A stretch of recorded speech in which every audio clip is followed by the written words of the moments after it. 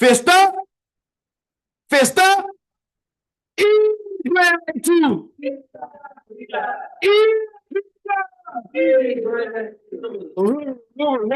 Welcome back. Welcome back. Hope you utilize your break very swell. But you know, a true revolutionary life, we don't get no breaks. Today we want to welcome you to this dynamic Sunday rally. But Uhuru, we know we greet you with Uhuru on our minds, on our lips, because we know into freedom is one. We should greet everyone with Uhuru, because we know in Swahili, Uhuru means freedom.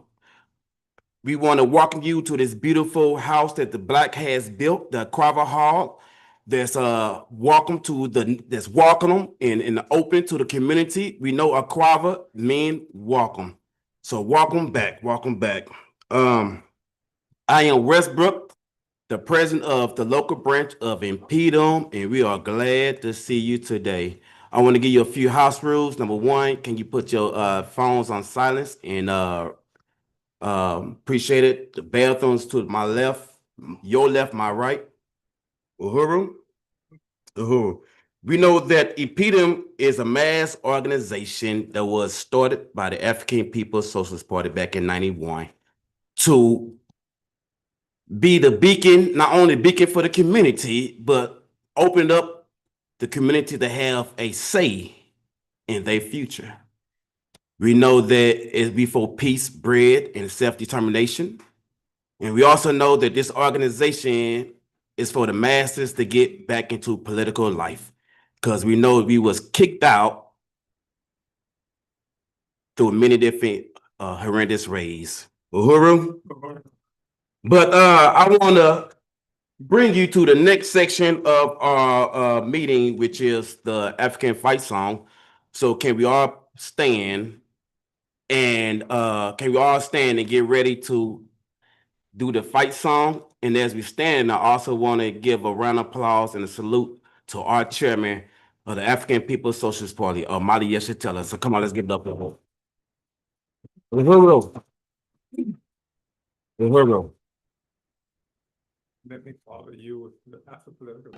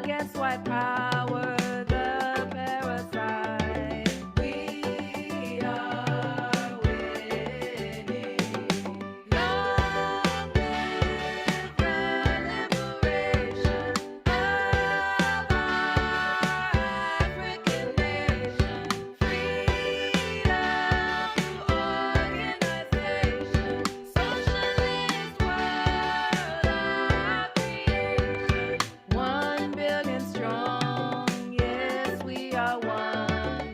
We are winning. Viva Haiti, who first set us free. We are winning. Carry the torch of Jean-Jacques Dessalines. We are winning. Coup d'état, tous les cailles. We are winning. We will rejoice when the colonizers die. They die. We are winning. Long live the liberation of our African nation. Freedom organization. Socialist world our creation. 1 billion strong, yes we are one. We are winning. Fight like Fannie Lou and Malcolm too. We are winning. Remember our struggle, always be true. We are winning. From Harlem to Brazil to Tanzania, we are winning. We fight and live for free Africa. We are winning. Long live the liberation of our African nation. Freedom organization. Socialist world our creation. 1 billion strong, yes we are one. We are winning. Patrice Lumumba's life won't be in vain. We are winning. Keep up the work in Marcus Garvey's name. We are winning. Independent and free is what we will be. We are winning. Africa will bask in our victory. We are winning. Long live the liberation of our African nation. Freedom organization. Socialist world our creation. 1 billion strong, yes we are one. We are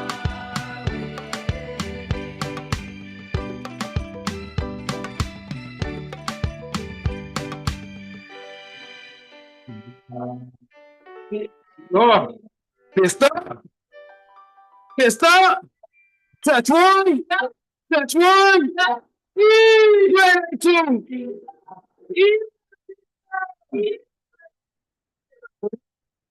Yeah, and I want to appreciate y'all for showing up to our Sunday rally that's held each and every Sunday from 3 to 5. Y'all can chime in on the Burning Spirit News YouTube channel and as well as Facebook. But right now, we're moving forward into our political education. Uhuru? And our political education is coming from 14-point working platform of the African People's Socialist Party. And we will be dealing with point 11. And if y'all was able to get a program, is on the back of your program where y'all can follow through. Programs at the back of the table. But we want the U.S. and the international European ruling class and state to pay Africa and Africans people for centuries of genocide, oppression, and enslavement of our people. Let me say that one more time. We want the U.S. and the international European ruling class and state to pay Africa and African peoples for the centuries of genocide, oppression, and enslavement of our people. We believe that the U.S. and European civilization was born from and are presently maintained by the horrendous theft of human and material resources from Africa and its people. We believe that the theft in human resources and material resources responsible for the present and underpopulation and underdevelopment of Africa and her peoples, and the political servitude, material impoverishment, and cultural discontinuity. That's what happens when you got thick tongue. Discontinuity. Y'all know what I'm trying to say. Excuse my tongue. And a distinguished of African. I'm sorry. Okay. Okay, I'm trying to catch my spot. And a disintegration of African people throughout the world. Y'all gotta forgive me today. We believe that African people are due reparations and just economic. Y'all gotta give me a second. Let me get some water. My mouth dry. Mouth dry. We believe that Africa and African peoples are due reparation, just economic compensation, billions of dollars which must be paid to the Organization of African Unity or any other legitimate international organization for African people for the distribution, for the development of Africa. We also believe that reparations must be distributed to the various independent African states dispersed throughout the world and to the legitimate representation of African people forcibly dispersed throughout the world who has not yet won liberation. Uhuru. And if we fit to get through, y'all gotta forgive me on my dry mouth, big tongue. But we know that reparations deal with 5 different areas, 5 key areas.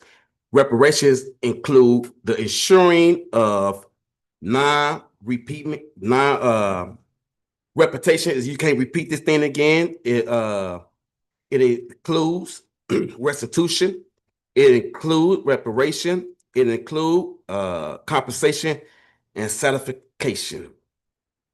But we can't forget rehabilitation. Those are 5 areas, key areas of true reparations. A lot of folks just speak about the compensation of reparations, but you can't speak about just reparations without speaking about our key reparations.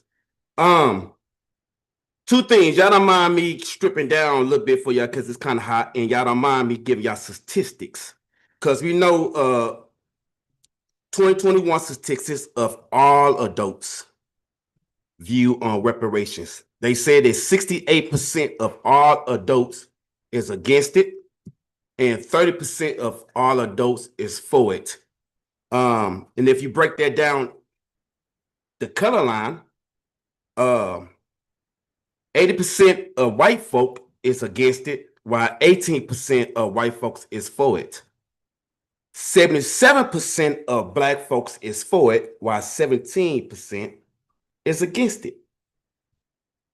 But my issue is, why do we have a large percentage of Caucasians that's against it, and that not all of Black folks that's for it?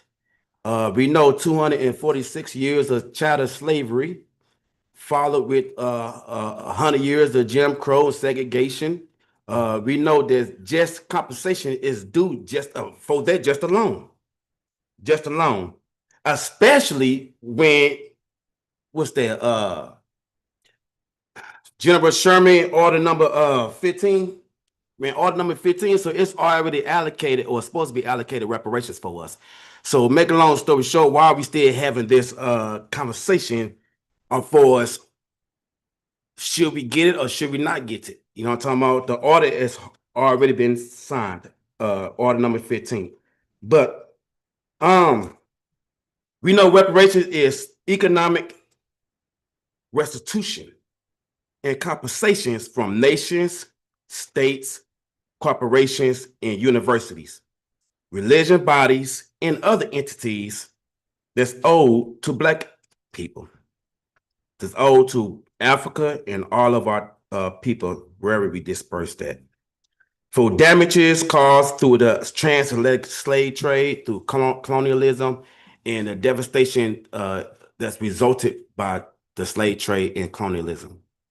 We know because the crimes that happen and perpetrated upon our people, we know punitive damage should be added to that. But you got a lot of folk that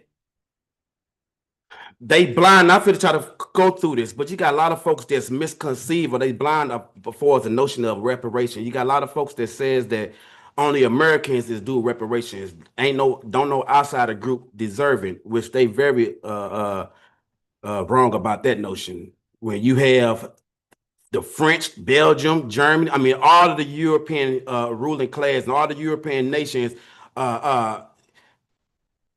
did our people bad, and we are owed that. We are owed that.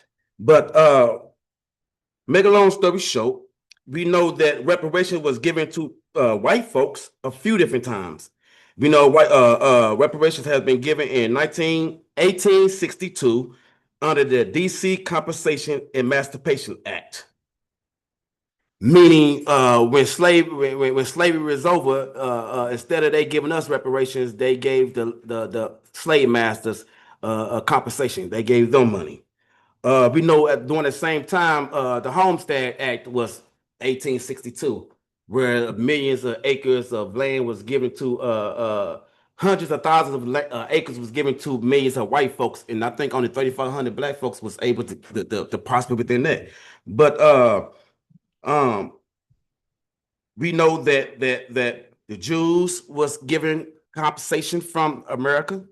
We know Japan was given compensation from America because of what they did during World War II. The natives was receiving some type of reparations. USDA, even though we know that's like a debt trap or a tool that America used to get folks to do what they want them to do. But USDA, when we give millions of dollars to these foreign government, I mean, if that could be redirected, we know that even here locally, we know the Jesuit. The Jesuit is used slaves in 1818 to build slough. And we believe that upwards to $14 million just alone with that is owed. You know, the 1917 East Side Massacre, where you have in old days carry $4,000 worth of damages, but if you equate that, that's over $96 million worth of damages. 6,000 people dispersed. I mean, from the Pirago gas and the people here. I mean, it's been many atrocities upon our people from then to now. That when we say American is owed just reparations, but not just America. We talk about all of these Western governments from Germany. They just want to speak about Germany. The Holocaust that Germany did with the Jews, but what about the Namas people, Heroes of Namibia? You know what I'm talking about? They want to forget about Leopold II of Belgium. They want to forget about these atrocities that happened to our people. But we know that not only we suffered here in America, but all of Africa and Africa diaspora suffered. So since we know that, we say that just compensation of reparation is due now. Is due now. We also know that this government, this local government, a couple of years back, T'Challa Jones did a reparation board, you know, but that was a waste of people's time and money because she did an executive decision to create a board, but once after the words they realized it's in contradiction with the state law, they threw it to the wayside when she could have used the power of the signature again, the executive decision to bring these things to willingness.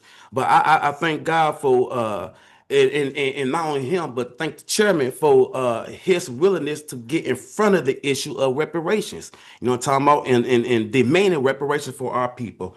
So, couple things. We know that the U.S. and Europe was born and maintained from the theft of human resources and people from Africa. This is why African people everywhere face servitude and impoverishment. African people are due reparations, just reparations from the U.S. and European ruling class and state, and it must be paid now to the legitimate international organization of the African people in the struggles of liberation. In the struggles of liberation. I threw a lot out there, but I'm dealing with some smart comrades, so I know we should get through these questions. Uhuru. The U.S. and European civilization was born from A, the discovery of electricity, B, the theft of human and material resources from Africa, C, the racist ideals in the minds of white people, C, or D, none of the above. What is it, comrades? Whom? B. We already know the answer, but I'm gonna point at my man's. What you saying? B.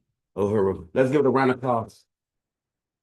So you know the theft of humans and resources and material resources is the birth of this thing. And not only the birth, but it's steady maintain this thing. So in order for us to do away with this monster, we gotta do away with colonialism. Question number 2.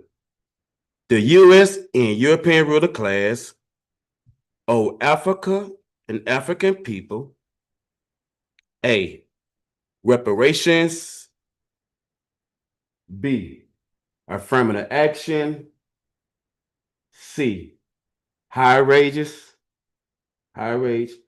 or D, none of the above. I'm sorry. Hey, Uhuru.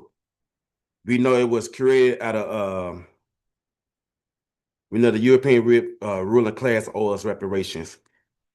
They owe us reparations. Reparations must be paid to, question number 3, the NAACP,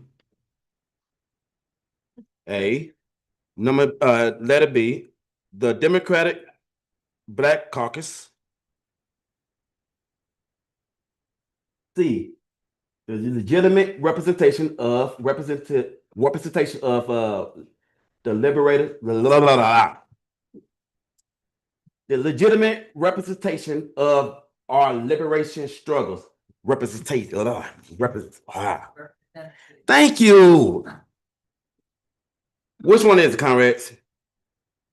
Reparation must be paid to whom? C. And a couple things. I appreciate y'all struggle with me. If someone tell y'all can't do it, look at them, tell them use a damn lie. You know, I was born with a speech impediment. They told me I would never be able to get in front of folks and speak. But to this day, I show you how that's a lie. So I thank y'all and I appreciate y'all struggle with my speech impediment. Uhuru. And I blame the school system, this whole damn colonial system. But anyway, I appreciate y'all being with us throughout the political education that will adjourn this week. Next week we'll be dealing with point number 12, and I will do a better job at that. But right now, I would like to open it up to my comrade, my bishop, my leader, Chairman Omali Yeshitela, Uhuru.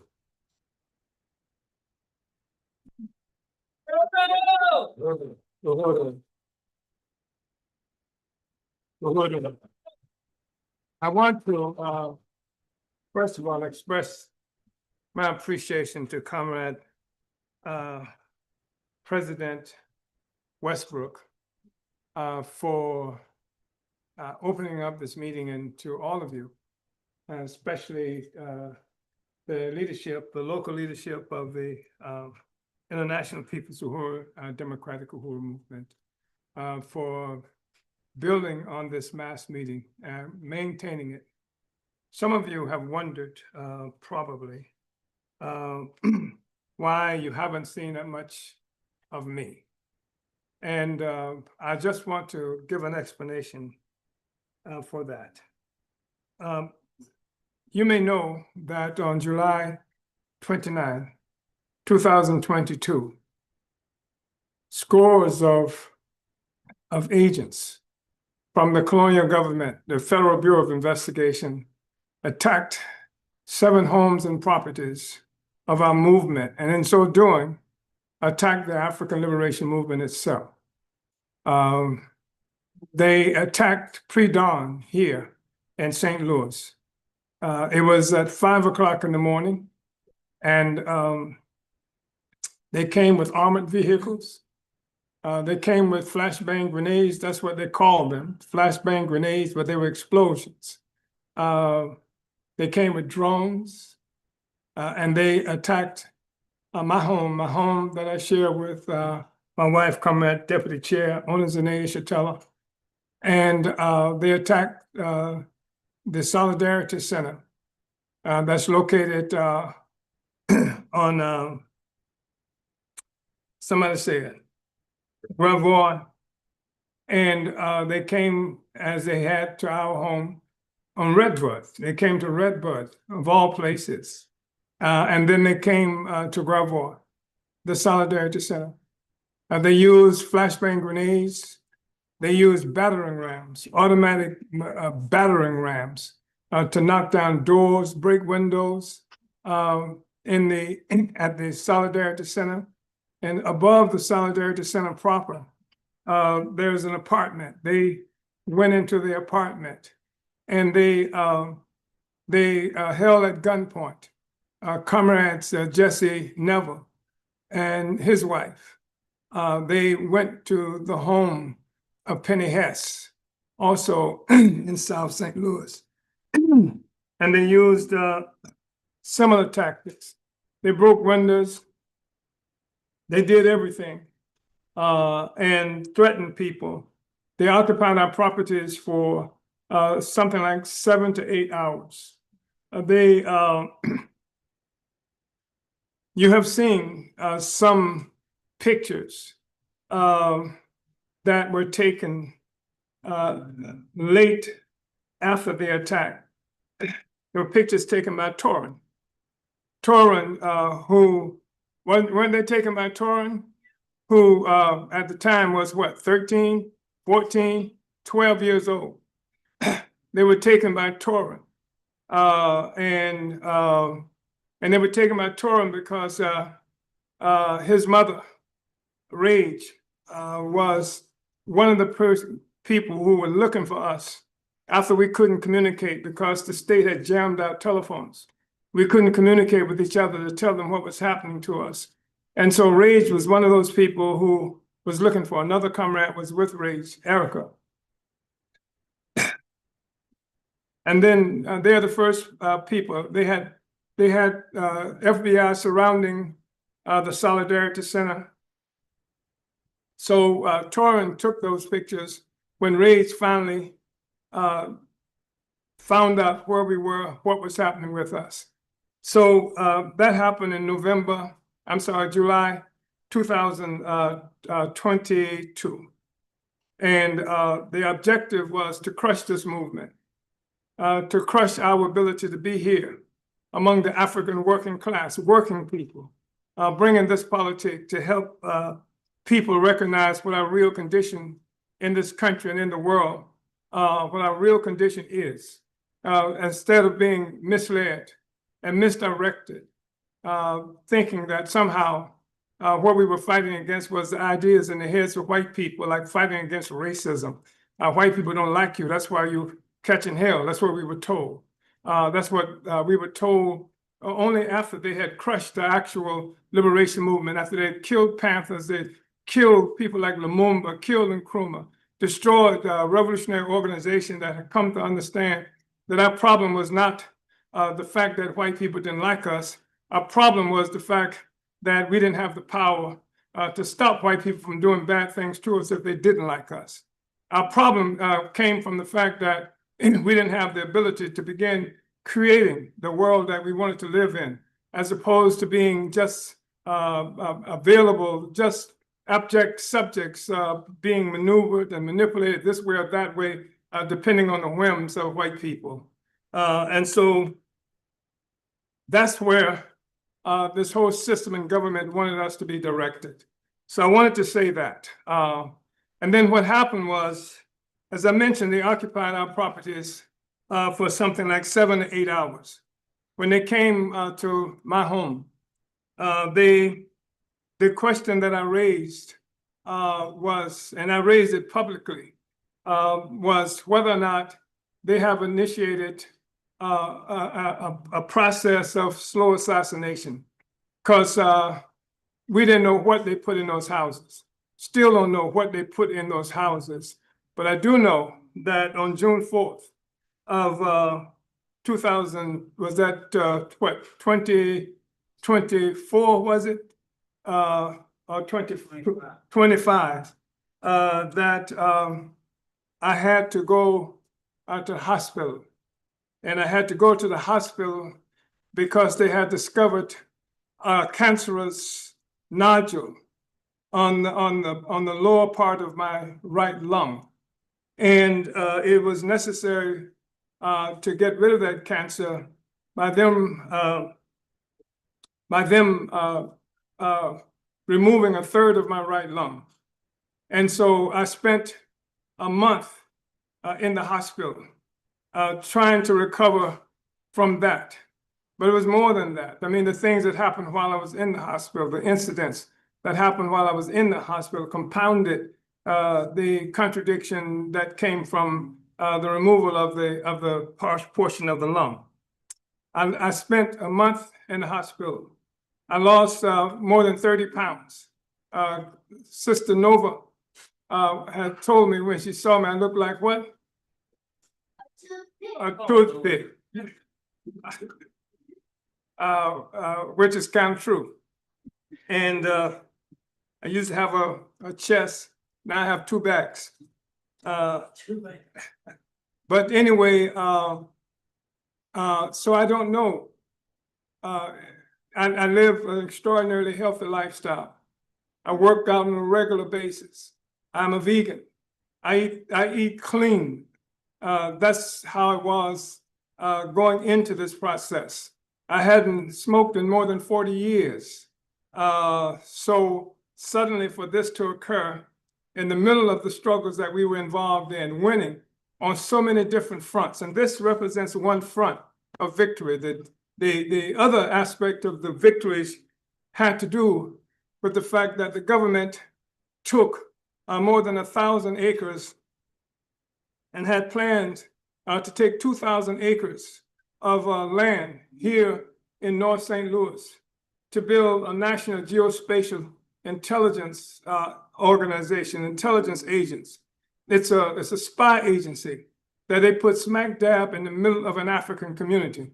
And here we were, as they were planning to take this, and they have taken this property, taken this land from African people. And what it has meant, among other things, is an ongoing process of pushing Africans out of St. Louis, an ongoing process of turning St. Louis into a white majority, white city, which they claim to have achieved up to now. But that was the objective that they were involved in. And so here we are, they're turning the properties, values in this community. St. Louis, the first so-called land bank in the country, happened right here in St. Louis. It's called what, the LRA? It's called the LRA. It comes at the same time that this city hired the Rand Corporation, check it out, Rand Corporations, to put forth a program for the development of St. Louis.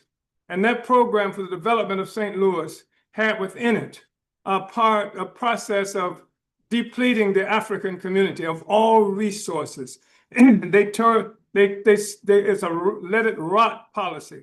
They characterize it as benign neglect, but it wasn't neglect. It was an actual aggression against our community, destroying businesses, destroying capacity for the community to grow, deteriorating the value of the properties that we lived in, turning them to empty spaces, to be left to be victimized by drug addiction, drug addicts, and became dens of just criminal activity and behavior in a community that did not have the ability or the agency to take care of itself. All the businesses in our community wiped out. Used to be where we are now. African businesses used to prevail in this area, but they're not here now. They took entire communities. They took wrecking balls. They destroyed the Ville. They right now SLU campus occupies land, communities that used to be African communities. The airport, runway for the airport here used to be an African community. The place where the mall is used to be an African community. They're gone now. And when they destroy the communities like they have done, like they're doing with the NGA, so pushing the African community out, then they are bringing thousands of white people into these areas. They are building up the areas. So what happens now is where the community, the properties have been depressed in value. Now the value escalates. So taxes increase. And these communities, people can't pay taxes. That's how much of the LRA homes and properties got taken from African people anyway, from people who were unable to pay taxes. Now the tax rates are being driven upward again. It's an ongoing process of destroying our communities. And what do we have for leadership? Not just here, where it's a real problem that we can see it, is an abject kind of social force that has fallen on its belly and that has united more or less with the attacks that's been made against our communities. What politician, what African running for office have you heard raise the issue of the Team 4? That's what they call it, the Team 4 plan that the Rand Corporation created to deplete our community of all kinds of resources. When is the last time you heard any political discussion by anybody, by the beloved mayor that just got voted out of office? When did she mention this? Or anybody? You don't hear it mentioned at all. There's a silent collaboration with the African middle class, petty bourgeoisie, with the assault that's being made because the African working class bears the brunt of the attack that's being made, on the one hand. On the other hand, the African People's Socialist Party has brought the Uhuru Movement here to St. Louis. And we've been building here. This property that we're in now was once an abandoned property, had no floors, had no walls, etc. We rebuilt it. We brought people back, and now bringing Africans back to this community through what we're doing to rehabilitate the community. These were abandoned buildings here. We tore the buildings down and put this event space there. There were basketball court for young Africans who only had access to playing basketball in the street on makeshift basketball hoops. You've seen it, every African community we live in, we see that. But we put we spent $160,000 on that basketball court. And people would say, well, why you're wasting money putting on a basketball court? And why would you do that? We do it because the young Africans need to be able to see the sky. They need to be able to see beyond the life that we're living in and therefore be able to have greater aspirations than have been laid out before them. Yes, there's a magnificent basketball court. You will not find a basketball court in St. Louis of the quality that we just created here. Even when I talk about the quality, I'm talking about the what do you call it? It's not even asphalt. It's another kind of material that's used so that the young people, when they're playing, anybody playing on that court, their ankles and their knees are protected by the material that's used there. We did that. Not the government, we did that. But this was a threat to the plans of the government that's working in collaboration with the federal government. We had already initiated with Jesse Neville. We did initiate with Alderman Jesse Neville a resolution to take before the Board of Alderpersons here that would require the St. Louis Board to refuse to cooperate with the FBI, any federal government that was attacking or challenging any African who were working to uplift our communities. We took that before the board. Jesse Todd took that before the board, and they didn't support it. You had in that same meeting where this was going on, the existing mayor, before she was mayor, we had situations where Jesse Todd also put forth the Todd plan to try to recapture some of these buildings that we're living in. And you know what? You got a government that attacked us because we were opposed to this murder that they're committing in Ukraine, where thousands of people have been killed, carrying out an ongoing U.S. mission, something that's been more than 100 years old, to destroy what was then called Soviet Russia. Now it's just Russia. That's a bone in their throat because it has a different program, working for different interests. I'm not saying they're working in your interest, but what I am saying is that they're not somebody who's following where the United States wants to go. We opposed that war.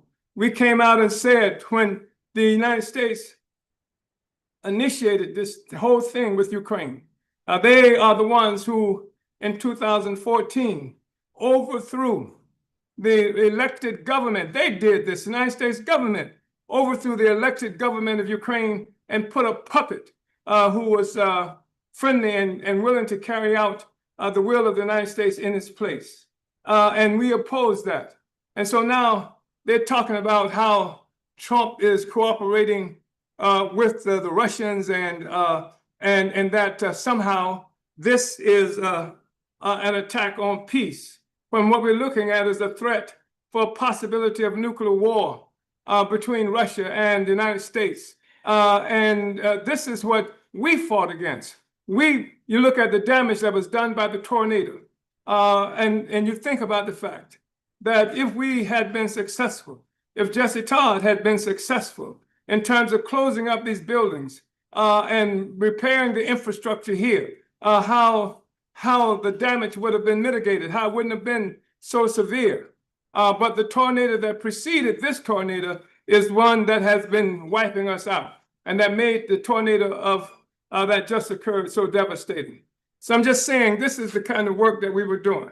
It's not some feel-good work. Well, let's all get together and love each other kind of work. It was work that identified concrete contradictions in the world. What is the real relationship that we enjoy?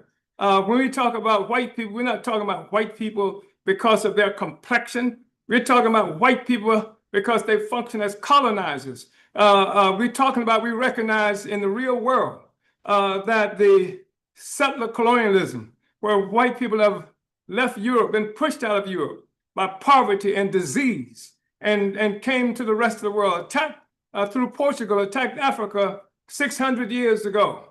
And from that foundation began the process of enslaving African people and other peoples around the world, created for the first time in world history a single world economy. There was no world economy that existed. I might be wasting my time with this discussion because some people don't believe in anything. Come to meetings, we can have discussions, but it doesn't matter. It doesn't matter. It's not something that helps to govern our behavior and how we carry on in the world. But it's really important for us. We are what we call materialists. We try to base our politics, our decisions on what's true, what's real in the real world, not the way we would want it to be, but the way it really is in the world. We would like for everybody to get along together. We would like for everybody to kiss and make up and just have happiness. But in the real world, there are factors. There are concrete things that block that makes that impossible to happen. And those things have to be taken on. And that's what we are talking about. That's why we're here today. We're not here today just because we like you, because you're wonderful and you're all those things, and we do like you.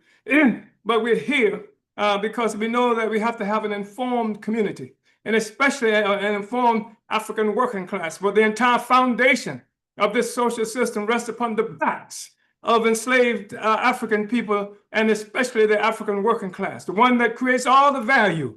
You don't have value being created by bankers, stock markets, or stockbrokers, or politicians.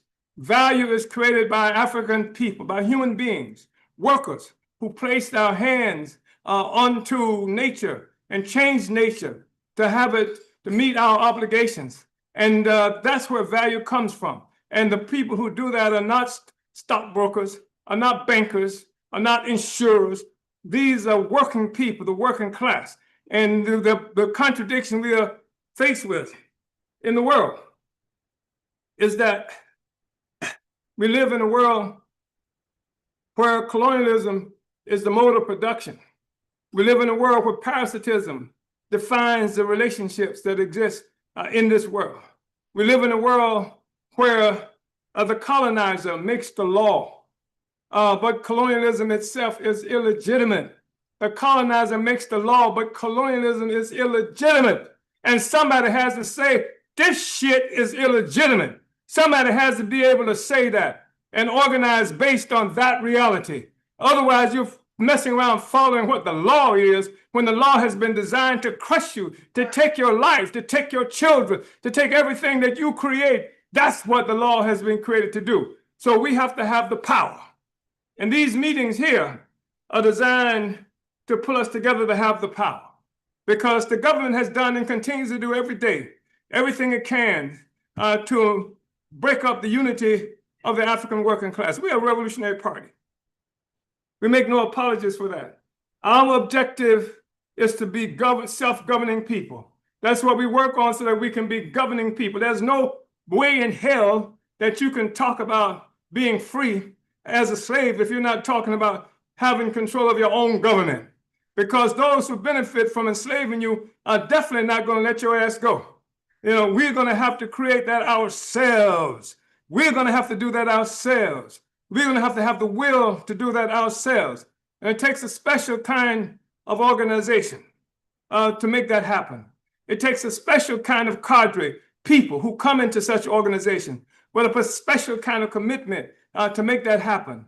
Whether nothing is more important in the world than the liberation of our people and the unification of our Africa from whom all these resources are stolen.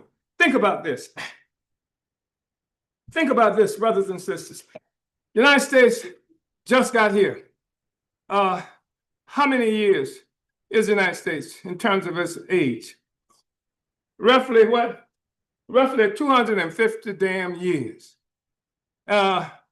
So that's how long it's been here.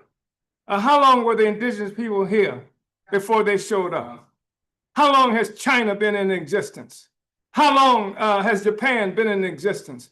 How long has India been in existence? How long has Africa been in existence? The United States is a new phenomenon, and Europe is a new phenomenon too. Europe, I'm not talking about England, I'm talking about Europe is a new phenomenon, what we call Europe. It didn't exist before the slave trade. There was no such thing called Europe. And now they have built a system of enslaving and stealing the resources from Africa and other peoples around the world, and they don't want me to tell you. They threaten me if I tell you. So I don't know if the end or the extent of what they plan to do. They tried to give me 15 years in prison for having this kind of discussion. They want to give me 15 years in prison for talking. For talking. That's the charges they made against me, talking. But it's difficult for them to just charge me for talking, because that flies in the face of what they say this country is about. They say this country is about democracy. They say this country is about the First Amendment and free speech. They don't say that before there was anything called a First Amendment, which happened in 1791, African people were enslaved. We had those. First Amendment was not for us. That First Amendment was to resolve contradictions existing between colonizers themselves. You think I'm making it up? Go back and look at when the First Amendment was ratified. Look at when it was 1865, of when we were supposed to become free. People are crying about how Juneteenth, they held us longer than they were supposed to, like they were supposed to hold us at all, right? And when the fact is, in 1791, when they ratified the First Amendment, there was no way in hell for us to participate in that process. So we were enslaved then. Who then would be the hardest fighters for free speech? Who would fight harder and longer than anybody for the right to speak than those to whom it has been historically denied? African people would. And we still haven't got the right to free speech. Otherwise, they wouldn't be attacking us at 5 o'clock in the morning, pre-dawn, with grenades and tanks and things like that. So I just wanted to say those things, and I'm gonna move. But I think it's really important for us to understand some of these things. So I want to also say that this meeting and these meetings on Sunday have to be meetings committed to work. Otherwise, we just like the NAACP that was referenced by current President Westbrook. You know, you can go to a local NAACP meeting anytime they have them, and you won't find anybody in the meeting, maybe a handful of people, unless it's a special situation where some egregious attack has been made on the people. Nobody's at those meetings. You may feel bad because you don't have enough people at your meetings, but they ain't at their meetings either. But what they've done is they've created an organization. When I say they, I'm talking about the ruling class in this country. I'm talking about the ones who really created the NAACP. I'm talking about the ones who, in the process of doing that, created as an instrument to fight against people like Trotter and people like Marcus Garvey and others who were struggling for total liberation of African people. NAACP dedicated to the process of integrating African people into the colonial capitalist system.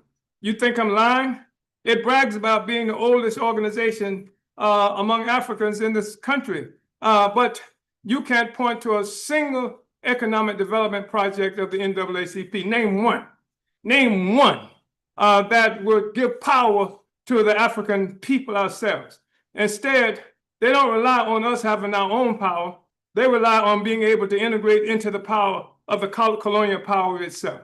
The whole NAACP, for all of the duration that it brags about having existed, it doesn't have a single project similar to what we've created right here on West Florissant.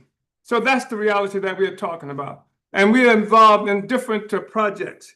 And the major aspect of our project is based on recognizing that colonialism is a project, is a social system that requires the destruction of agency by the colonized. Colonized can't take care of itself. And therefore, it has to rely on the colonizer to do everything for you. And so when you begin creating your own economy, when you begin creating your own social system, then it's a problem for the colonizer. That's a part of the process of decolonization. It's as important as any bullet mouthing that you hear people doing all the time. I say bullet mouthing, I don't know how many people you know who say, well, I'll come to the meeting when y'all get ready to start shooting. Like they need our permission to start shooting if they really were interested in doing that. But the point is that the work to be done is to construct. How do you become free? Through construction of freedom. You don't get free and then make freedom. You begin the process of becoming free now. And you become free by negating the power, the authority, the ability, the agency of the oppressor, of the colonizer. That's what we do. And that takes active work among the hardcore, most oppressed sectors of our community. And that's what makes us a threat. And I'm proud to say that. That's what we do. So I just want to say that we have to start doing work and using this meeting to do work. And there's some upcoming events that we're talking about. There's a Solidarity March that happens when? Say it again. 13th, on the 13th. Now, the Solidarity Movement, these are colonizers, white people, who work under the leadership of the African Revolution. They become a part of the struggle against colonialism. This is not a part of the struggle for integrating with white people. This is a struggle where white people have come to recognize their relationship through us, through the African People's Socialist Party, their relationship to this system and to our oppression and exploitation. They have voluntarily initiated to participate in this process, this project, of winning other settlers, other colonizers to unity with the anti-colonial project. The system can't stand if you got the white people who are the colonizers who turn their back on colonialism and begin to work with the colonized people itself. And if every so-called slave plantation had the people who ran the plantations or family members who ran the plantations working to help emancipate those who have been enslaved, slavery would have been over a long time before. What we are saying now, colonialism is being destroyed, and we're in the process of doing that. So on the 13th, we're saying people should come out to that mobilization. There's information on the table back there about that, and all Africans should be there to participate in that. Also, it's really important to know that in September, also, there is an International People's Democratic Uhuru Movement Convention. When is that coming? 20th and 21st. We're asking people to begin to organize your friends and everybody, because it's going to be right here in St. Louis. We want everybody in St. Louis to be here at this meeting of the International People's Democratic Uhuru Movement. It's an international meeting. It's their conference, it's a national convention, and people will be here from everywhere. And we want Africans also who are in St. Louis to be a part of this. In fact, we are now presuming that this place is going to be too small. And so we are looking at having it in a larger venue. That's what we're looking at right now. But people can start registering almost certainly within the next few days, where we have it up, what the registration process is going to be. And then I really want to win people to participating in the November Black People's March on the White House. And we're going to go to Washington, D.C., and we're going to take a whole bunch of people. And it is my hope, Comrade Gregory, you the man in charge of the money, right? So then Gregory needs a committee. He needs people who will work with him, because what we have to do is talk about how to begin organizing now to get Africans from here to Washington, D.C. And I think what we need to do is have somebody who will assume the responsibility of finding out how much it's going to cost us to get a bus. And although it's a 2-day event in Washington, D.C., if we can get a 2-day bus, that would be good. Usually that becomes a bit expensive for people, 2 days. But at least we need minimally on the day of the march to have at least a bus load. And at one juncture, we had access to school buses, but I think a school bus would be a little too uncomfortable for that trip to Washington, D.C. So Comrade Gregory, we need to have someone who could research. Comrade Westbrook, we need to have somebody who can research how much it costs to get a bus, and the bus comes with 40 some odd seats and something else to get people from here to Washington, D.C. And that bus we need to be able to see how many people we can get registered to be on that bus.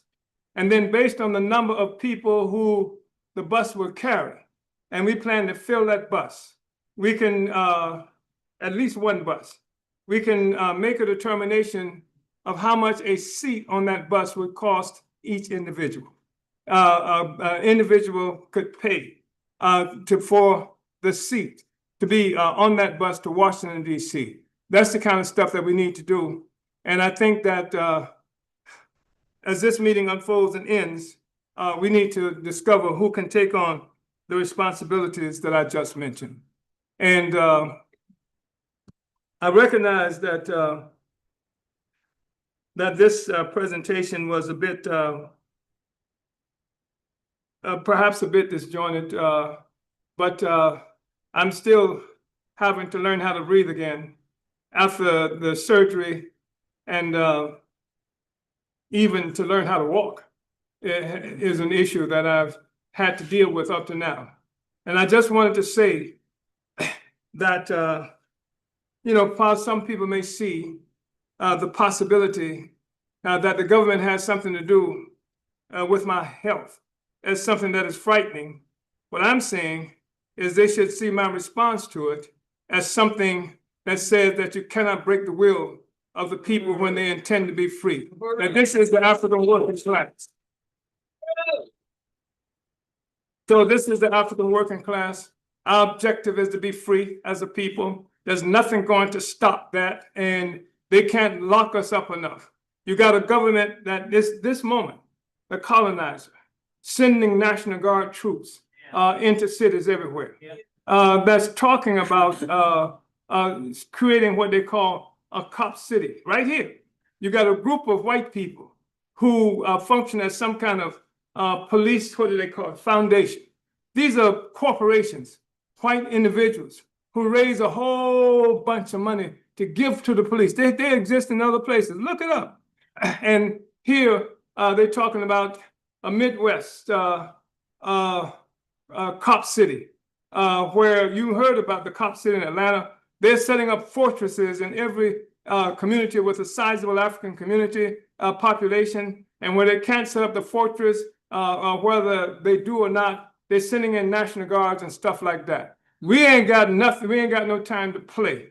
And that's why it's absolutely necessary for us to understand objectively what it is that we are contending with.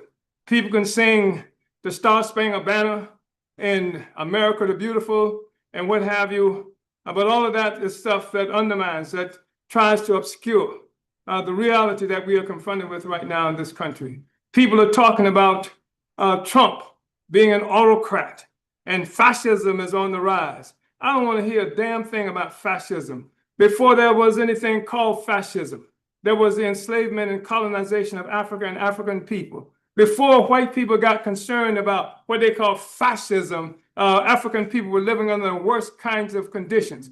I'm not concerned about fascism. I'm concerned about colonialism.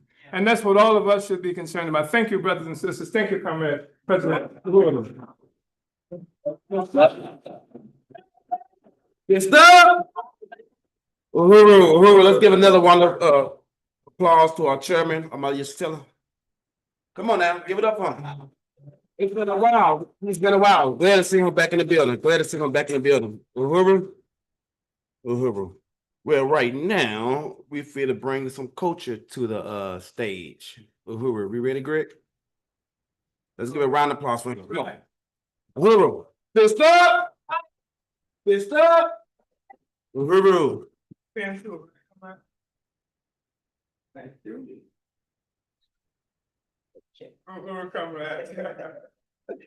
Bye, Ghani, brothers, sisters, comrades, definitely comrade, brother chairman. We're really glad to see you, even though you look like a toothpick. And speaking of toothpicks, Sister Aunt decided that she didn't like her size. Okay. Nah, her body was too small. Her waist was too small. She was too short. Oh, Sister Aunt, everything about her was just too small. So she decided that she was going to start to eat and eat and eat. And she decided she was going to exercise, and she ran and ran and ran and ran. But she didn't get any bigger, just tired. She began to worry. Oh my goodness, what could she do to become bigger? And then she couldn't sleep. And she was tired and sleepy, and she was up late at night worrying. And one night, Sister Owl saw Sister Ant. She said, by golly, Sister Ant, what are you doing up this hour of the night? Oh, I'm so worried, said Sister Ant. I'm just too small, and I'm worried that I'll never get big. Well, Sister Owl said, well, why do you need to be big? Well, Sister Ant said, I need to be big so I can see way off into the distance. And Sister Owl says, but Sister Ant, all you have to do is climb up on a rock, and you can see as far as you need to see. Well, Sister Ant said, I need to be big so I can beat up everybody. Sister Ant said, Sister Owl, don't you have pincers? Well, if anyone gives you any, the ant family is very friendly, and if anyone gives you any trouble, all you have to do is use your pincers. Yeah, but in just about that time, Brother Turtle came along. Oh, Brother Turtle was just moaning and groaning. Woe is me, said Brother Turtle. Woe is me. And Sister Ant and Sister Owl, Brother Turtle, why are you so distressed? Oh, said Brother Turtle, the turtle family, we went down to the beach to visit our sea cousin turtles, and they were having so much fun out there in the water, and we wanted to have fun too. And we went out into the water, and a big wave came and hit us, and we darn near drowned. Oh, is me now. Everybody is mad at me about taking us to the beach. Oh, is me. Well, listen, said Sister Ant. The turtle is a land animal. Your cousins are sea animals. You don't have to be just like them. Why, us black ants, we respect what we see with our cousins, the red ants, but we don't try to copy them tit for tat.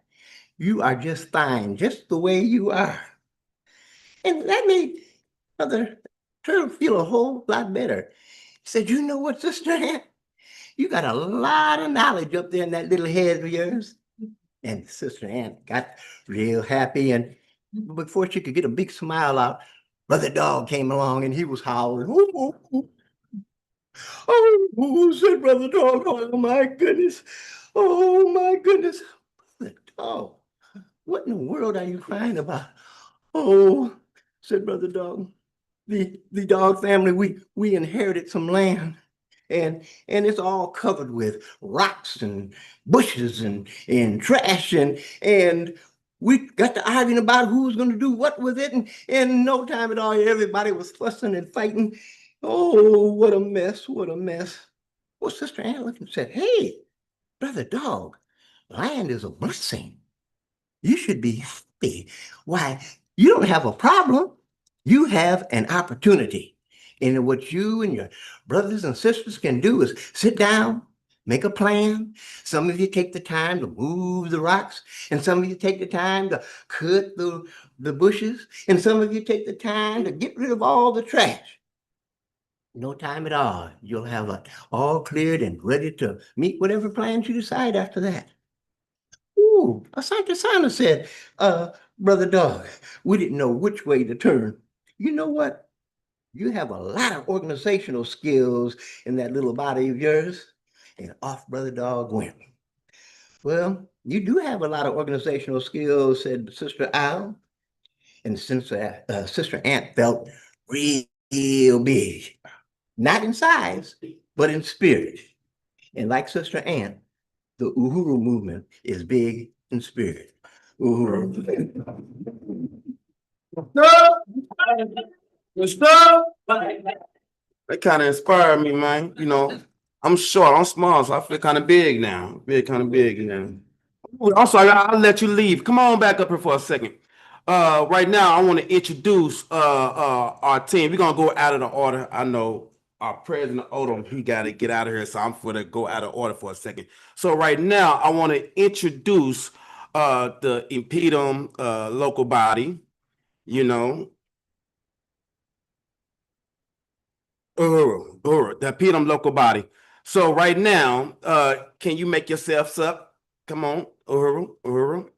So coming to the stage, come on to the stage. We got our beautiful Sophia and our handsome young man, Gregory.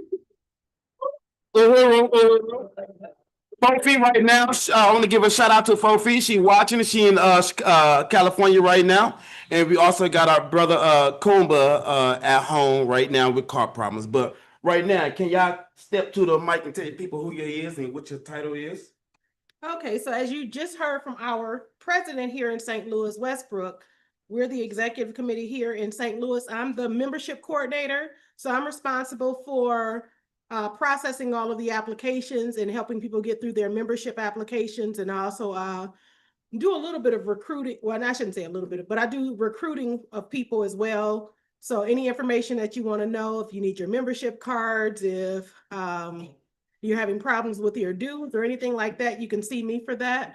And if you want to join, please see me. We're looking for more members. Hi, my name is Gregory Reed, and I'm the economic coordinator, and I'll be looking forward to working with Sister Sophia, Fofi, President, Brother Westbrook, on developing a plan for the St. Louis InPDUM organization. I can say that I've been fortunate enough to have two of our members to agree to join with me, and they're not the only ones. We have Brother Lonnie and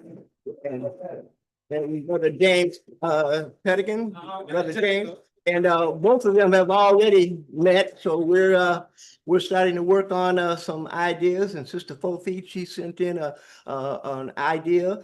Anybody out there, whether you're local or international, any ideas, suggestions that you have that can help us develop economically, please contact us. Send them through Nkenje, and she'll make sure our committee gets it. Thank you so much. Let's say for a second. And once again, in the absence of the best host we have, Kumba, he's our local secretary.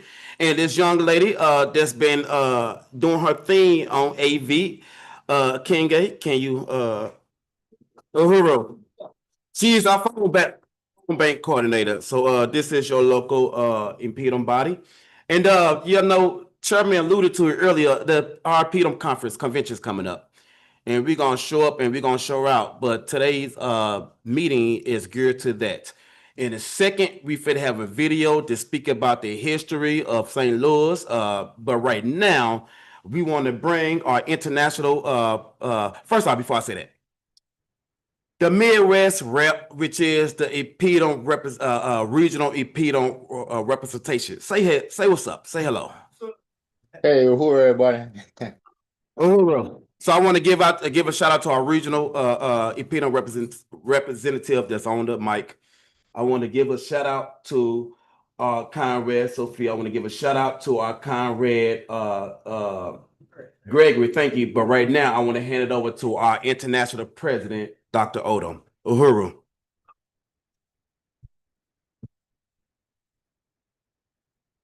Uhuru, and yeah, I mean, just a Comrade Odom is good enough. Comrade Matsemela is good enough, but I really appreciate the introduction to today's Sunday rally. I really look forward to being on the ground in St. Louis in less than 2 weeks with a host of myself and other InPDUM comrades coming from out west, including Secretary General Muwezi, the 3 younger comrades, as well as other comrades making the trek from here in the West Coast. Comrades, we got comrades coming in the St. Louis from other parts of the Midwest, the Southern region, the Northern region as well. It's going to be a real dynamic event. Like I said, that I look forward to seeing everyone that's present in St. Louis right now at the convention.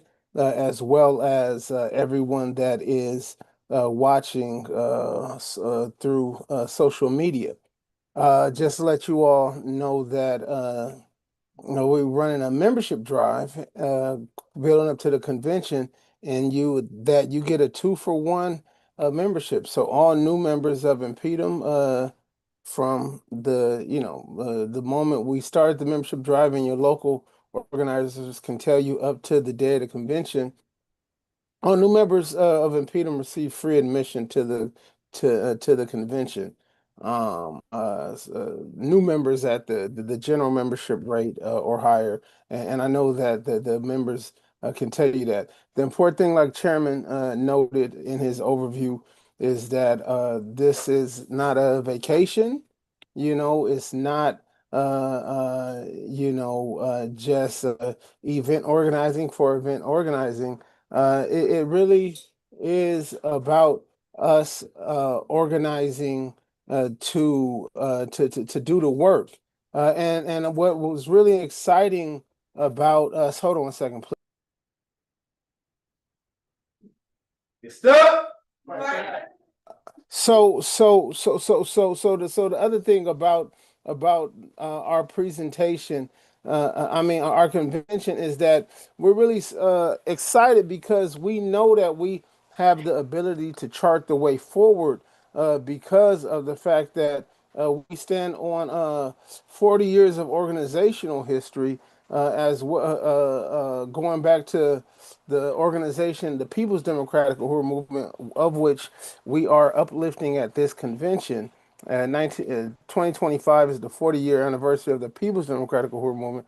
But of course, 60 years of organizational history going all the way back to the St. Petersburg Student Nonviolent Coordinating Committee branch that Chairman Omali Yeshitela had organized back in the mid 1960s. So we're confident.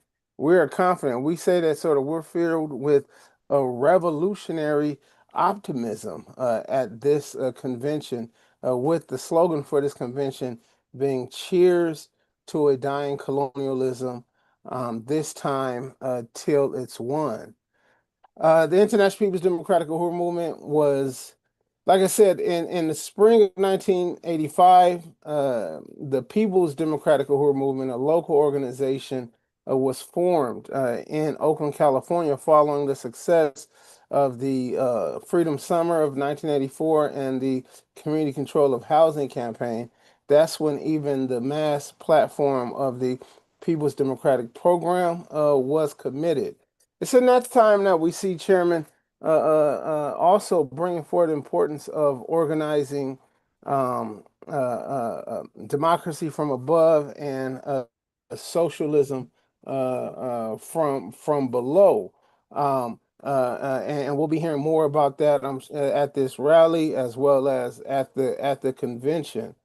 The PDUM's founding convention was 4 years later in 1989, but it's 2 years later that the National People's Democratic Uhuru Movement was created on April 6, 1991 in Chicago, where Mark Clark and Fred Hampton were assassinated in 1969, and on the 23rd anniversary of the assassination of little Bobby Hutton.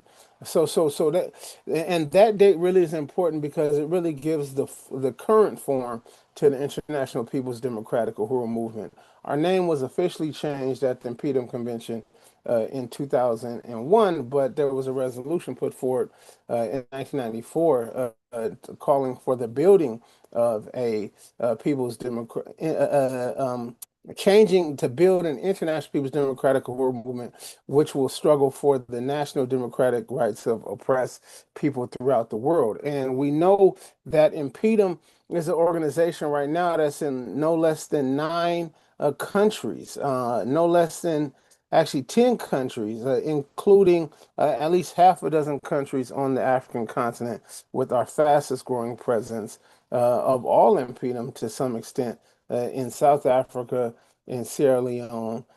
So we're really motivated about this convention.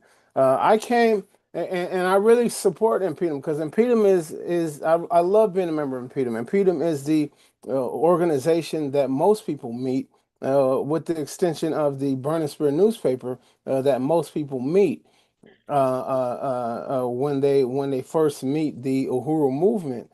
And that's how I first my first interaction with the Uhuru movement would have been coming across the Uhuru House when I was a very young person in high school, and that was in a trip that I took to Oakland.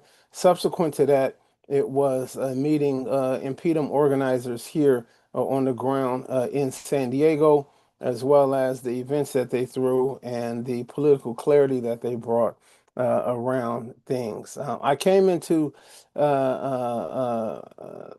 active organization with InPDUM, even though I think my first membership with InPDUM would have been something about 10 years ago. I came in an active organization with InPDUM around late 2018, early 2019, or something like that, and I really hit the ground running.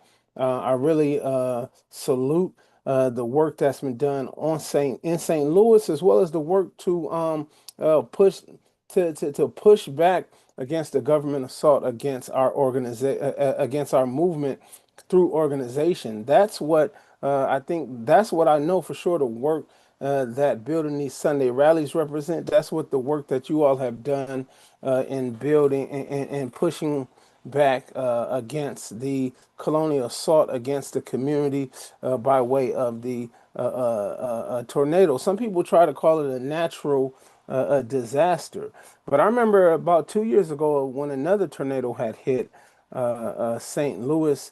The South Side did not even skip a beat. They didn't even skip a beat, and the North Side was out of electricity and other resources for days, if not weeks. And the South Side did not even skip a beat. So it's conditions such as that we understand that it's not, quote, a natural disaster or, quote, an act of God. It's an act of colonialism. But we know that we InPDUM is an organization in which we're actively involved in negating the verdict of colonialism. And that's why we say, cheers to a dying colonialism, and this time we will win. So I want to pass it back to everyone. Like I said, really salute to this Sunday rally and to the last almost 3 years worth of continuous Sunday rallies that have been taking place there in St. Louis. It's really magnificent, and I appreciate being able to give this overview of sorts. Uhuru. Uhuru, Uhuru. I'm glad I don't. Let's give it a round of applause for them. Come on. Come on. Yeah, I'm glad I don't drink, but if I had a drink, I'd be toasting up right now. But cheers to a dying colonialism. Uhuru. Uhuru. So right now we want to give you play a video for you about the history of InPDUM and what we've been doing, and then following that video, keep your ears for a couple of minutes as far as what we've been doing and what's going forward. Uhuru. Uhuru. Before that, Well, before that, don't play the video just yet. hold it for just one moment. We don't want to leave this meeting without having a commitment from people who will work with Brother Gregory. And there are a number of things that have to happen, but I truly believe it's going to be important to build for this Black People's March on the White House, and to have a good showing here from St. Louis, to take all kinds of people, not just in our own movement, but other people as well here in St. Louis. So that's going to be important. And can I just see hands of people who will work with Brother Gregory and the committee, the fundraising committee? One. Say that again. Two. Okay, so we have at least a committee of 3 people with Brother Gregory. Somebody else say something? With Brother Gregory chairing that meeting.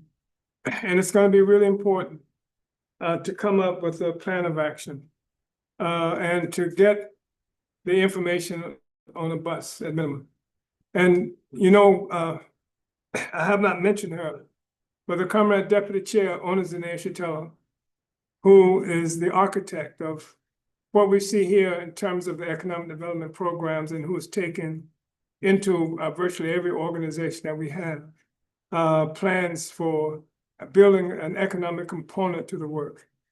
I'm calling Brother Gregory, and if you feel like it's important to do so, don't hesitate to call on the Deputy Chair, Omali Yeshitela, to see if she can offer any advice in terms of what it is that you have to do with this committee.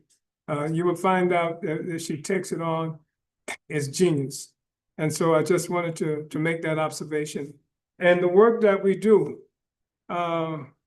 is going to have to include And I'm glad to see three leaders here from the Solidarity Movement, because there's work that you would have to do too. I mean, obviously you could work with one of these committees, but I would like to see a real movement of settlers, of people from the white community coming in, rolling into Washington, D.C. as a part of this this Black People's March on the White House. Uhuru.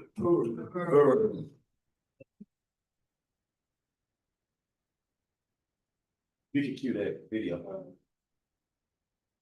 Ease way late too. Africa. Real.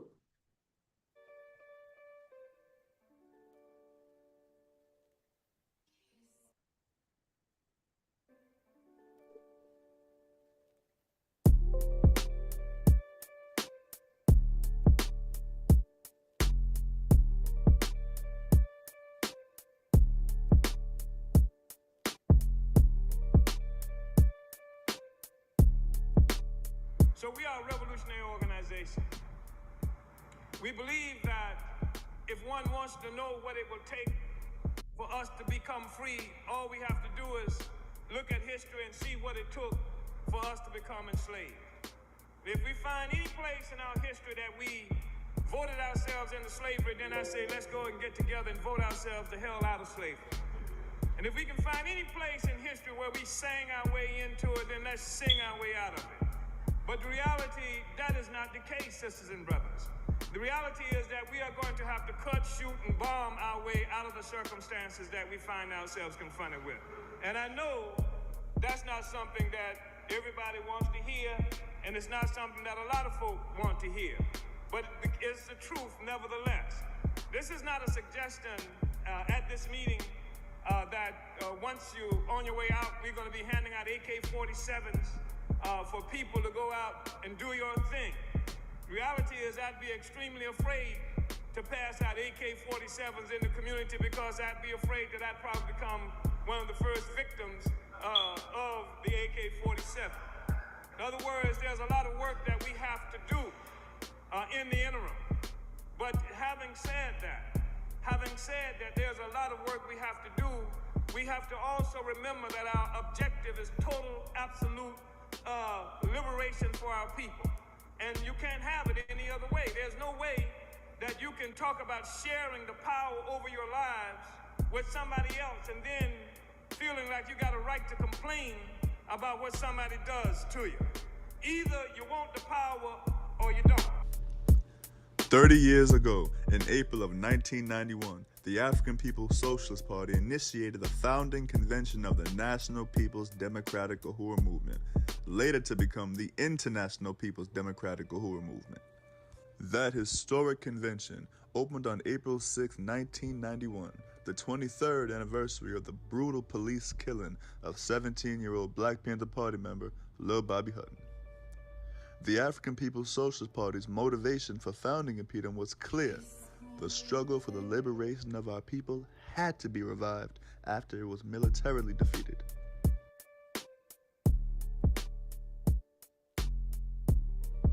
The masses of oppressed African people in the U.S. had to be brought back into active, conscious, independent political life. The counterinsurgency that had come with our defeat began an era of mass demoralization, disorganization, dispersal, and chemical warfare in the form of the imposition of a drug economy that had to be exposed and defeated. Since then, InPDUM has been fighting for the democratic rights of the oppressed and exploited African community all over the world. In 1966, Chairman Omali Yeshitela, then known as Joe Waller, was jailed for ripping the mural down that hung in the St. Petersburg City Hall that negatively depicted African people entertaining white people with enlarged facial features. At the same time, we have struggled tooth and nail to rebuild a revolutionary organizational capacity capable of representing the genuine interests of our oppressed people. It has been a road of struggle that has taken us into every imaginable venue, from the chambers of the city halls of various major cities where we challenge neo-colonial politicians who sell out the black community for crumbs, to the courtrooms where our people are railroaded by the U.S. justice system, to the sidewalks in the freezing cold and unbearable heat conditions. InPDUM has been there fighting every step of the way. We have made it impossible for imperialism to know peace within its own system.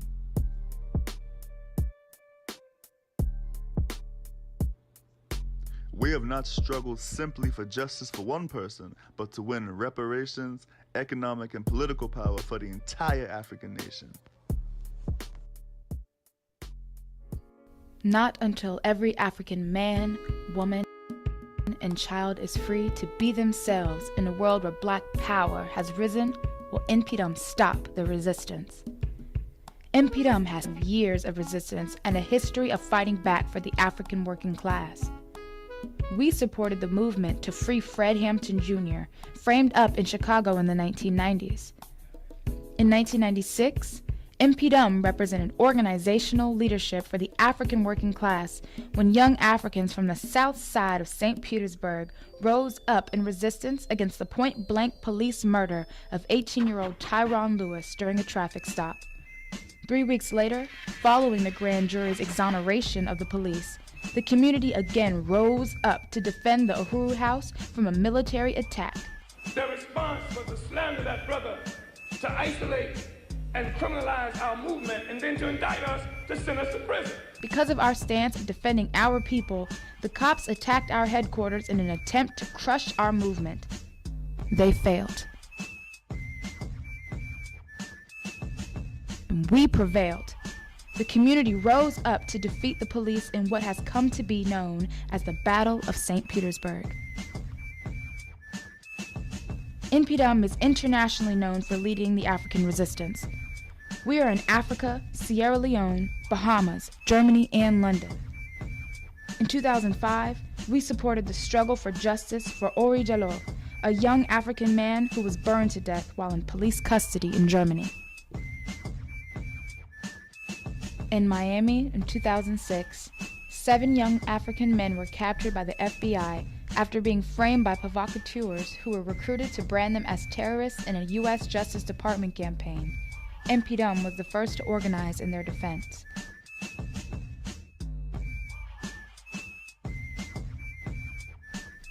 From 2007 to 2009, in Oakland, we stood courageously in defense of Oscar Grant, Andrew Maupin, Leslie Xavier Allen, Casper Banjo, Jose Luis Buenrostro Gonzalez, Mac Jody Woodfox, and Anita Gay, all murdered by police violence.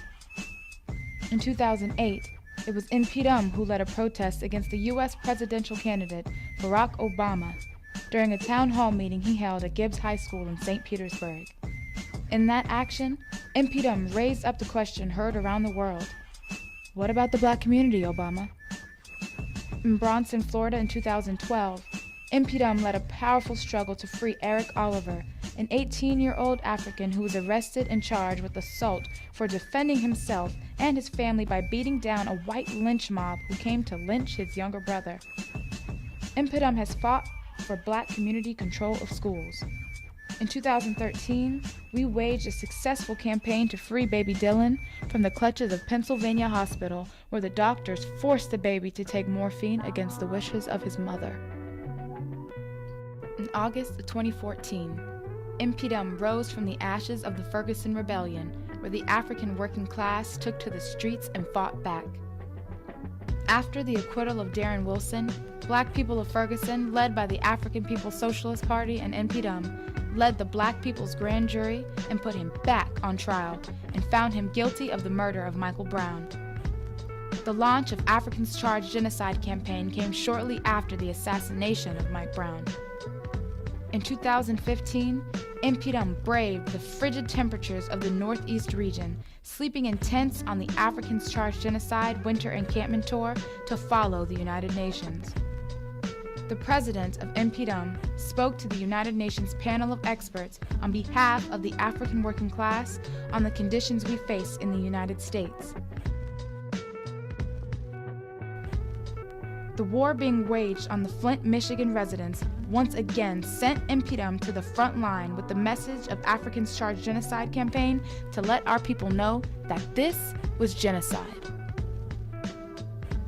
On March 31st, 2016, in St. Petersburg, Florida, the Pinellas County Sheriff's Department drowned 3 teenaged African girls, Dominique Battle, Lanaya Miller, and Deshanti Butler, by chasing them and ramming the back of their car into a pond.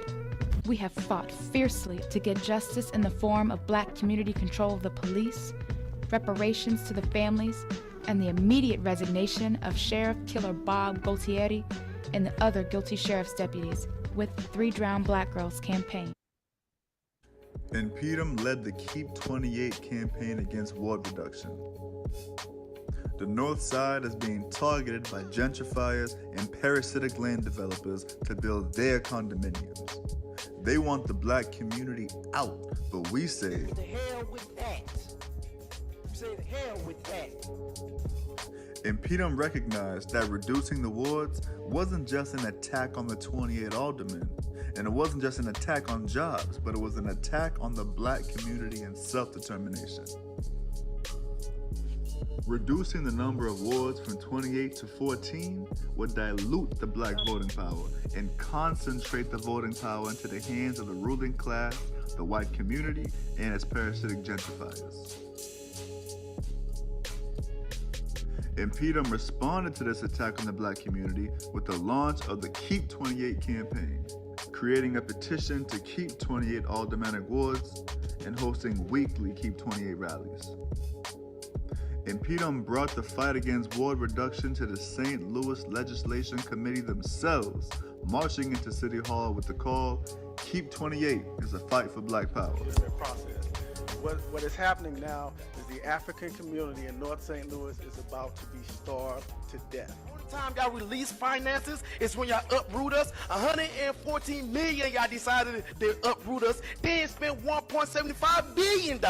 I could see if y'all would have put $1.75 billion in the North Side, believe you me, it would be much different now. But when you restrict finances from coming in, and it get dilapidated, then you get certain aldermen to say, let us do something about it. Well, this is what you can do about it. Step up out of the way. Just want y'all to know, the Key 28 campaign is up for a fight against this reduction. We will fight, we will mobilize, and we will bust out to make sure that this is not a reality for our babies.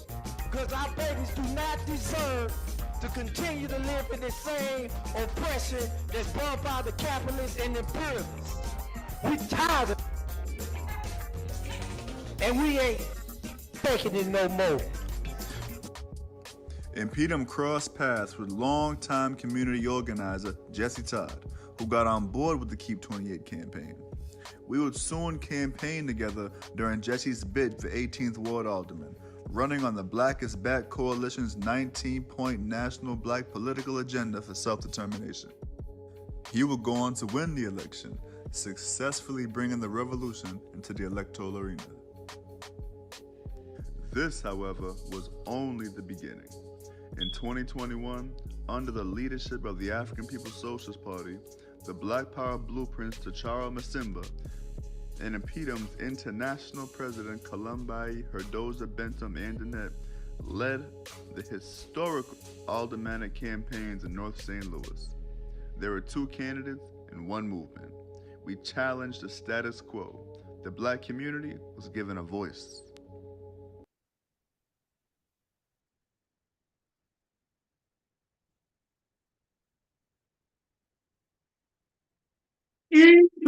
To Africa! Oh, hey, that's our history. Let's give it a round of applause for y'all history. Come on now, let's give it a round of applause for Chairman Omali Yeshitela. Come on now. Because he had the know-how and he had the intuition to start this organization back in 1991 to allow the masses of Africans back into political life. So once again, I want to salute our chairman. Uhuru. And they spoke about the history, 91, we down at 40, we ain't no baby no more, we grown, and they spoke about the history of St. Louis when they touched down.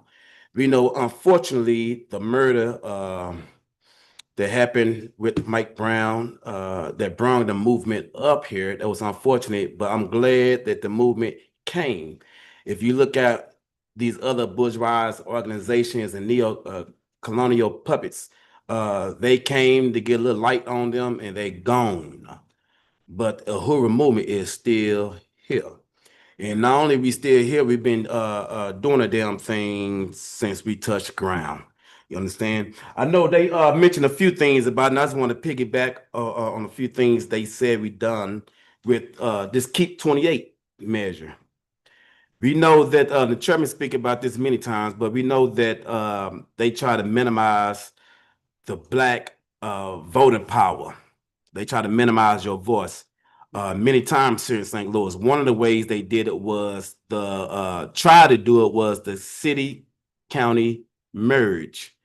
And thank God they wasn't successful. But another way they did it was this Keep 28 measure. And we was out there, we was in the ground day in, day out. The little footage you saw, I believe that was in 17 or 18, where we went down to the city hall, InPDUM forces, and we raised hell. We down there single-handedly shut that meeting down, and we had down there all of the mayors trying to give us the props, but we know they was full of shit, because I ain't gonna go there. But anyway, we know they was full of shit because they didn't bend to our policies. They didn't enact our policies. One of the policies we tried to push was the Jesse Tyler policies. But make a long story, so at that meeting, you had a lot of folks that was in unison with us, but they still gave us fight, and that's in return we had to give fight back. So another thing you saw is when we chose to run candidates to take their Ottoman position, Chichara, and we had Klambayi. And I know that in itself wasn't no easy fight. They sick the state on us. They shut our campaign office down off Grand. They sick police on us. I mean, they try to take every little tool out of their toolbox belt to shut us down. But it didn't make no difference, because then we still make number 2 in that primary. We had to do a runoff. Klambayi made it to number 2. So all of their tools they poured out their belt still couldn't stop Uhuru Movement. We still was number 2. And they had some big boys in the race. So for us to make it to number 2, it says a lot. But so not only the Keep 28 measures that we gave them hell, but also the no to the NGA. We know that while they was talking about booting the folks out of the community, we was in those conversations, down at City Hall, raising hell to try to stop this atrocities on our communities, because we already lived through the Ken Lock era. So we wasn't going to allow this to go on our watch and us not say nothing. So we raised hell. Nevertheless, they still provided the funds to erase these folks' history.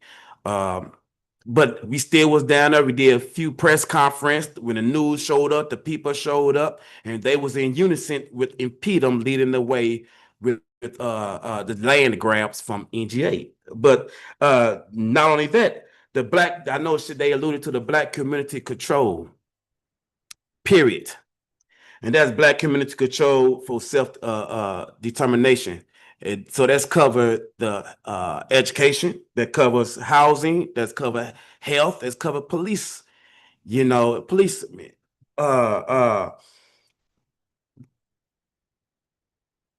Yeah, we've been doing a handful of things. I just want to mention this fashion shows that we feel to start back doing. We used to host some fashion shows, and these fashion shows with local designers. it brought the community out. It opened the doors to let the folks know that this is your house again. This is your house. Look forward to us starting back our fashion shows, but and not only that, the grand jury, they spoke about the Black people grand jury. You know that this sorry ass state, they refused to prosecute the guy that killed Mike Brown, Darrell Wilson. So the chairman said, you know what? We can't allow that to happen now. You know what I'm saying? You did the crime, you got to do the time. Ain't that's what they preach? So he had the fortitude, the intuition to set this grand jury up and to prosecute this criminal. So that's a handful of things we was doing in the past, but for us presently, you know, unfortunately, with the with these politicians, I'm gonna hold my Fofi. She ain't here, but I'm gonna act like she here, so I'm gonna hold my cursing. With these aldermen downtown, with this mayor downtown, with your city government, local and state government, with they lack of handling responsibilities, and InPDUM been taking charge. And InPDUM been leading that. InPDUM been out there with the people since day one. We know it's happened May 16th immediately. That 16th, that same day, we had a emergency meeting to try to deal with the people's problems. The very next day, the chairman and DC and a few of the folks from our organization was out there talking to the people, getting the concern. You know what I'm saying? When we was out there, we didn't see no politicians out there. We didn't see no politicians out. We was out there in the trenches early. But guess what? We as we was out there in the communities, sooner than later, we start seeing other community organizers pop up. But when other organizers, committee folks was out there, we still didn't see the mayors. So here it is, InPDUM, we was the vanguard, we was the first out there, and when we went out there, you know, other folks came and started showing their head, but the mayor finally showed up after the community came and got entrenched. But that being said, InPDUM been out here 2-3 weeks straight doing donations. Not only donations, we went to folks' whereabouts, where they stayed and where they worked at, and dropped off donations. InPDUM was out there. We was out there. InPDUM did such of a great success, a great job that's been out on the ground, period. Not just with this devastation, but been out there in the ground, period. You got a lot of these politicians now want to get in the bid with us. I mean, because they see that we are a beacon of hope for the community. They see when we work with Nina and work with the community so the community can have their voice. This don't go unnoticed by these upper echelons. They see when we make noise at each and every last town halls that they call themselves showing up. We make sure that they don't push off their fraudulent narrative. We make sure that we speak up for the community. We make sure that we went out and touched and talked to the community themselves. We brought them in. You know, it got to the point where you have folks start reaching out for our leadership. We understand that, unfortunately, a young individual, Samuel Hayes, died in the Justice Center. You understand? Right now, we got a similar situation. I'm not necessarily going to speak about it right now, speak about it again right now, but in all these different endeavors, you have outside of organizations coming and reaching for us now. They'll let you know the touch and the reach that InPDUM has been doing and still doing. Right now, we have this very important InPDUM Convention coming up. And we gotta make that a success. We gotta have our folks coming in from time. We gotta have our folks coming in wherever they at, and we gotta host them. We gotta host them. We know that this year, well, for the last few years, the state been taking this stance against us to try to stop us. But when they realized they couldn't stop us, like I said earlier, now they're trying to get in the bed with us. You got your Collins to your Megan Greens to your 18 Ward Alderman. Now, like I said, they calling us and expecting us to be there to support them because they want our touch. They want the vanguard touched. But this is what I say, comrades, we need you in this up and coming 20th and 21st InPDUM, because we know that this it's a dying imperialism, the colonialism and dying, and we ain't gonna stop until it's over. But we know that they never gonna give up power without the struggle. They never gonna give up power without a fight. So we have to be ready for a fight. We have to be ready for a fight. And that's where you come in at. That's where InPDUM forces come in at. We know we have a few things, a few campaigns coming after the convention. Some of those campaigns will be spoken on. We know one of the campaigns is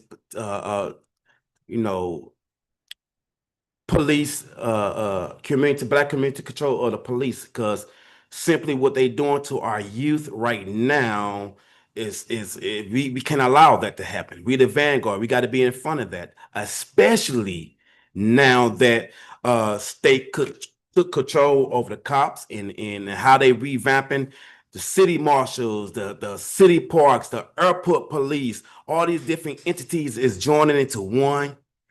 You know, you got the Trump threatening to send National Guards everywhere else but to St. Louis. St. Louis, they decided to bring in the history of FBI, the most FBI agent per capita to St. Louis. Because we know that the National Guards, they're temporarily. That's just for intimidation. They don't got no arrest power, but the National Guards got to go home. They know the agents, the FBI agents, that's permanent. These is permanent agents that they sending here. So make a long story short, we know that the vanguard, the InPDUM, we got to get out. We got to get in forward. We need a lot of these things we speaking on is going to be dealt with in workshops at the InPDUM Convention. So right now, by the hands signals, how many of us right here going to be at the InPDUM Convention? Uhuru. Now, I hope y'all ain't did it for show, because I'm going to hold y'all to that now. I'm going to hold that to that. But we've been doing big things. We are still doing big things, and I'm expecting to see each and every last one of you guys there. But I guess I could use that to channel to the next part of the agenda, which is membership level. Uhuru, right? Uhuru. So we know in order for us to get those seats filled at the InPDUM Convention, the starting process is now. Right now, I want to speak about the $5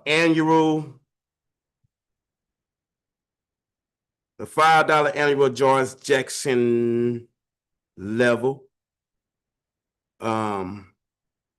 Right now, do we have anybody that want to volunteer or give for the George Jackson levels?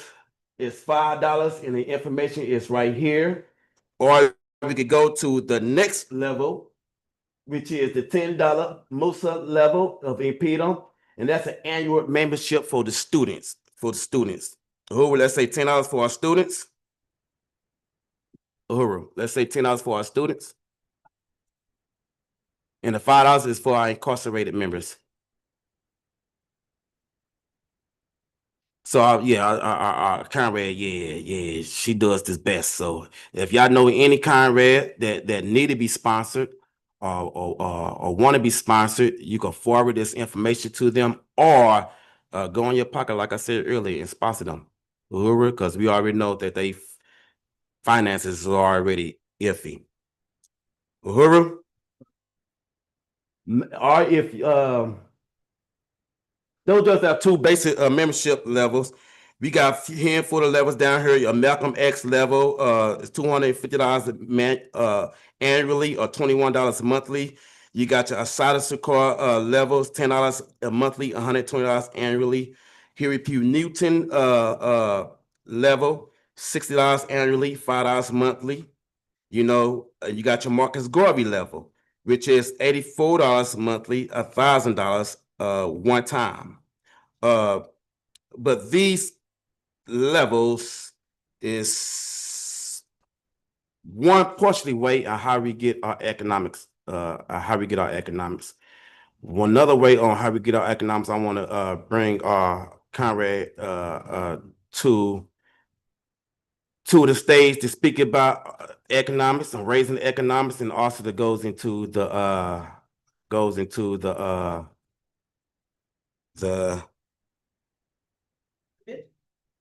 convention and announcements.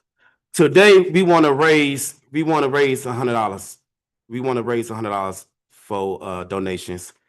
Once again, we do this every week because we don't get grants. We do this every week because this air that you feel, it feel good in the summertime, not to sweat. You know what I mean? It feel good in the wintertime, not to go cold. So these resources that we asking for to fund our day-to-day revolutionary work. But we're gonna bring our comrade to speak more about finances, and then they take us into announcements. Uhuru. So right now, if you're online and you want to give, you can go to impedum.org/donate. And again, that's impedum.org/donate to give, because in order to continue for the work to go on, we need the funds in order to operate. You know, there's not much that you can do for free. If you also want to do it by Cash App, we have the $ InPDUM. Again, $ InPDUM, and you can donate through Cash App there. And we'll also be collecting from the audience here. And then we'll come back a little bit later to give you an update on how much we've raised, if we've met our goal, or if we need to do a little bit more. And just to piggyback on what he said about membership, if there are certain things that are going on in your community, that's why membership is very important, because you get to have a say in what we need to direct our focus on. So with the membership meetings, those are where we decide. One, we decide what's discussed on the Sunday rallies, but we also decide on what type of work needs to be done in the community. So we need more people, because you can do a lot of things with a handful of people, but you can do a whole lot more the more people that you have. So that's one of the things we want. We need more members who are, especially St. Louis residents, who are aware of what's going on in this area for the area that we're working in. Or if you're in another state and you want an InPDUM branch there, you can contact us. You can go on impedum.org, and I think they have a contact area where you can submit your questions or concerns, or a phone number or something. But reach out to us if you want to create your own branch in the state that you're in, so that we can start addressing these issues collectively. But within, you know, because each state and each city is going to have its unique problems. So you can start doing those things as you do that. So the next thing is, okay, so we did the membership. And we'll do the collections right now, get that added up, and then we'll go into announcements and then come back. So we got the March for Reparations for the African people. That's going to be with our solidarity group. And they will be out there letting the community know that the Black people are not fighting this fight alone. That it's not something that's made up in our heads, that racism or colonialism and oppression and systematic things are there. They'll be out there letting people know that it's recognized, and white people know that these things are taking place. So you can join us on Saturday, September 13th. The march begins on Grand Boulevard and we'll go to Utah. You can register for it at reparationsmarch2025.eventbrite.com. So on Eventbrite, you can go on there and look up for the march and register for that. It's helpful to have a head count to know how many people we can expect. But join the march for white reparations to African people, the true basis for solidarity with Africans, Indigenous, Palestinians, and oppressed people everywhere. And so if you are tired of oppression being done in your name, or if you know of other people who feel that way and are not familiar with where they can go and they're of the white community, share that information with them so that they can find a place to belong and be able to say that they don't want oppression and all of these things that are happening in the world, because the world it's undescribable the way that things are going on right now, the things that are taking place. It's hard to believe that even your own government will do certain things to you and then won't even tell you about it until 50 to 100 years later, allowing you to die off from it. So we want to make sure you're a part of that unity through reparations. That'll be on the following day, which is on the 14th. That will be, okay. And Jesse, you said he's gonna, okay. So that'll be at the Solidarity Center on 2654 Gravois. So that'll be an in-person, well, both of them are in person, but it'll be, inside as opposed to the march that we'll have there. But we ask that you come out to both of those events. The International People's Democratic Uhuru Movement, this is our convention. This is where we are asking the community to come out if you're not familiar with InPDUM, but especially all of those people who are InPDUM members, whether you're a silent member, you're paying dues, but you don't attend the Sunday rallies. We're asking you to come out. There's a lot of different things that'll be taking place at the convention. They have a naming ceremony. They do, and then there'll be a lot of workshops that you really want to get involved in, but that's another place as well where you can bring your ideas of what we need to be focusing on to that convention. So we just ask that you come out. It'll be September 20th through September 21st.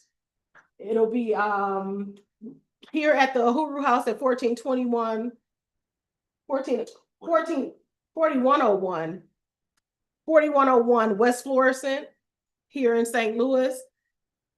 You get to see the beautiful inside of the building, the one that's been renovated. You get to see some of the other properties that are nearby. We will also have our One Africa, One Nation market going on as well at the same time. So you'll be able to, shop with our vendors and shop with our vendors and see a lot of the work that we do. So we ask that you come out on there. Then we have the One Africa, One Nation Farmers Market. Again, the last two are going on there. And then the Black is Back Coalition for Social Justice and Peace and Reparations is Sunday, November 1st through the 2nd. Is the March on the White House.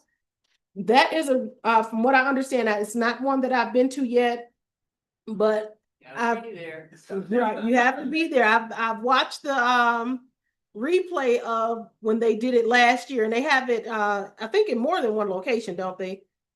Because they have one at Malcolm X Park, and then we have a Malcolm X Park, and then the conference. We had another location. Right, and then they had one in California as well on the same day, correct? Absolutely. So yes, if you're in California, you can't make it out to Washington, D.C., they'll have one there as well. But you want to make sure you're at the March on Washington. It's a good experience to meet other organizers and see the work that's being pushed. The Black is Back Coalition, if you have a particular area that you want to focus on, that is one where you can meet those groups that are doing the real work and focusing on points that have not been raised. So I just plead that you go to the blackisbackcoalition.org and find out more information about that. And so with that, that concludes our announcements. Do we have any discussion about any of the information that was discussed here? You can come to the microphone here. Or did you have something else you want to do? Yeah, before we bring the folks up, I want Jesse to come on up and speak about the two events going on 13th and 14th. Uhuru?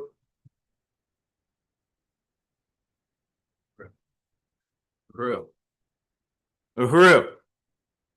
Thank you so much to the local chapter of the International People's Democratic Uhuru Movement. Salute to local President Westbrook. And of course, salute to Chairman Omali Yeshitela. And it was Uhuru. It was incredibly powerful to see you here today, Chairman, to hear you speak, and just a great honor to be here in the Uhuru House as always. And yes, I'm very, very excited to reiterate the announcement that this upcoming weekend, September 13th and 14th, is the annual Days of Reparations to African People held by the African People's Solidarity Committee and the Uhuru Solidarity Movement, the organization of white people working under the leadership of the African People's Socialist Party, under the leadership of Chairman Omali Yeshitela, to go back into the white community and organize other white people to stand in solidarity with the African Revolution and fight for reparations to African people. And this campaign is something that began just 3 years after the founding of the African People's Solidarity Committee, which, by the way, turns 50 next year, the African People's Solidarity Committee. And I want to salute Chairwoman Penny Hess, who was there at the founding conference in 1976 and has been on the front lines ever since. So 3 years after its founding, the African People's Solidarity Committee held the first March Against Genocide in 1979 in San Francisco. And ever since, based on the mandate that is actually in the Constitution of the African People's Socialist Party, has held annual marches, tours, rallies, conferences to call on the white community to come out and take a stand for reparations to African people, to take responsibility for the fact that we are the colonizers, we are the settlers, as the chairman said, that we sit on the pedestal of the oppression of African people, the history of and the enslavement and colonial domination of African people that never ended, and that we have a responsibility and an interest in turning our backs on our own ruling class and uniting under the leadership of the African Revolution. That is how we change the world. That is how we make a positive difference. That is how we truly stand with the Palestinians, with the indigenous people, with any oppressed peoples everywhere, is by recognizing that Palestine is right here and that the African Revolution is the revolution to free all of humanity. So this march is going to be held at 1 p.m. on Saturday, September 13th. And in addition to, we have some amazing speakers there. I won't name all of them, but some of them were mentioned today, including the People's Alderman Jesse Todd, Chairwoman Penny Hess, and also local President Westbrook will be one of those speakers, the president of NINA, Sally Moyenda, and many others. Rage on behalf of the African National Women's Organization. So it's going to be a very powerful march that starts at the corner of South Grand and Utah, which is right near the library, the Carpenter Branch Library. And we're marching to the Sons of Rest Pavilion in Tower Grove Park, where we'll be having our rally before we wrap up for the day. And then the very next day, there will be an event, a conference at the Uhuru Solidarity Center on September 14th, Sunday, September 14th, from 1 p.m. to 5 p.m. And that's called Unity Through Reparations. What will your legacy be? The question that the party is asking white people to answer. Will we continue to inherit the legacy of the slave master, or will we unite with the legacy of reparations and solidarity with African self-determination? And that event is going to be incredibly powerful, featuring as our keynote speaker, Chairman Omali Yeshitela. So we're very excited about that. We're also very honored that presenting on that day as another one of our keynote speakers will be Deputy Chair Ona Zane Yeshitela. And we also have a very important presentation from the African People's Solidarity Committee from Chairwoman Penny Hess. So our program is incredible, and it's going to be a very powerful event at the Uhuru Solidarity Center. And I understand from Chief of Staff Akenge that everyone has been encouraged to come to that event next week, that in lieu of the Sunday rally, because it takes place kind of during the same hours. So we're very excited to have all of the members of the International People's Democratic Uhuru Movement with us in the Uhuru Solidarity Center on next Sunday. And it's going to be a powerful weekend of building solidarity with the African Revolution under the leadership of the African working class. So we look forward to seeing everybody there, and just want to say unity through reparations. Uhuru. Unity through reparations. Uhuru.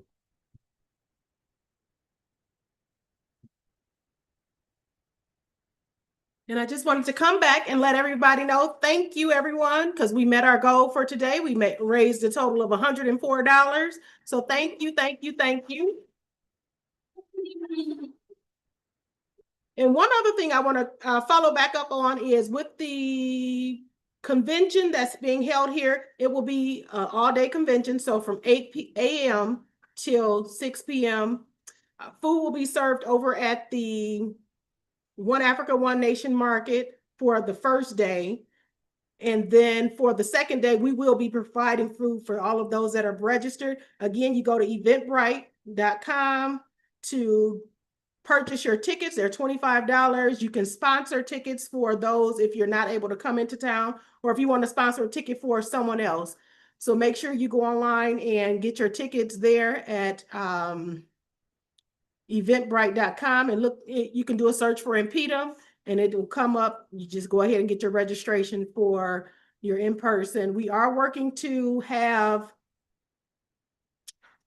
we're working to see if we can get for some of our long-term members, maybe some, for a few of the early registrants who may need it, some housing, and maybe work within your areas for transportation and different things like that. We want to make it affordable for everybody, but we do want to see as many of our members throughout the world as possible to make it in for that day. If you have any other questions, I'll be in back. Again, you can reach us online as well if you're not in person here. Thank you.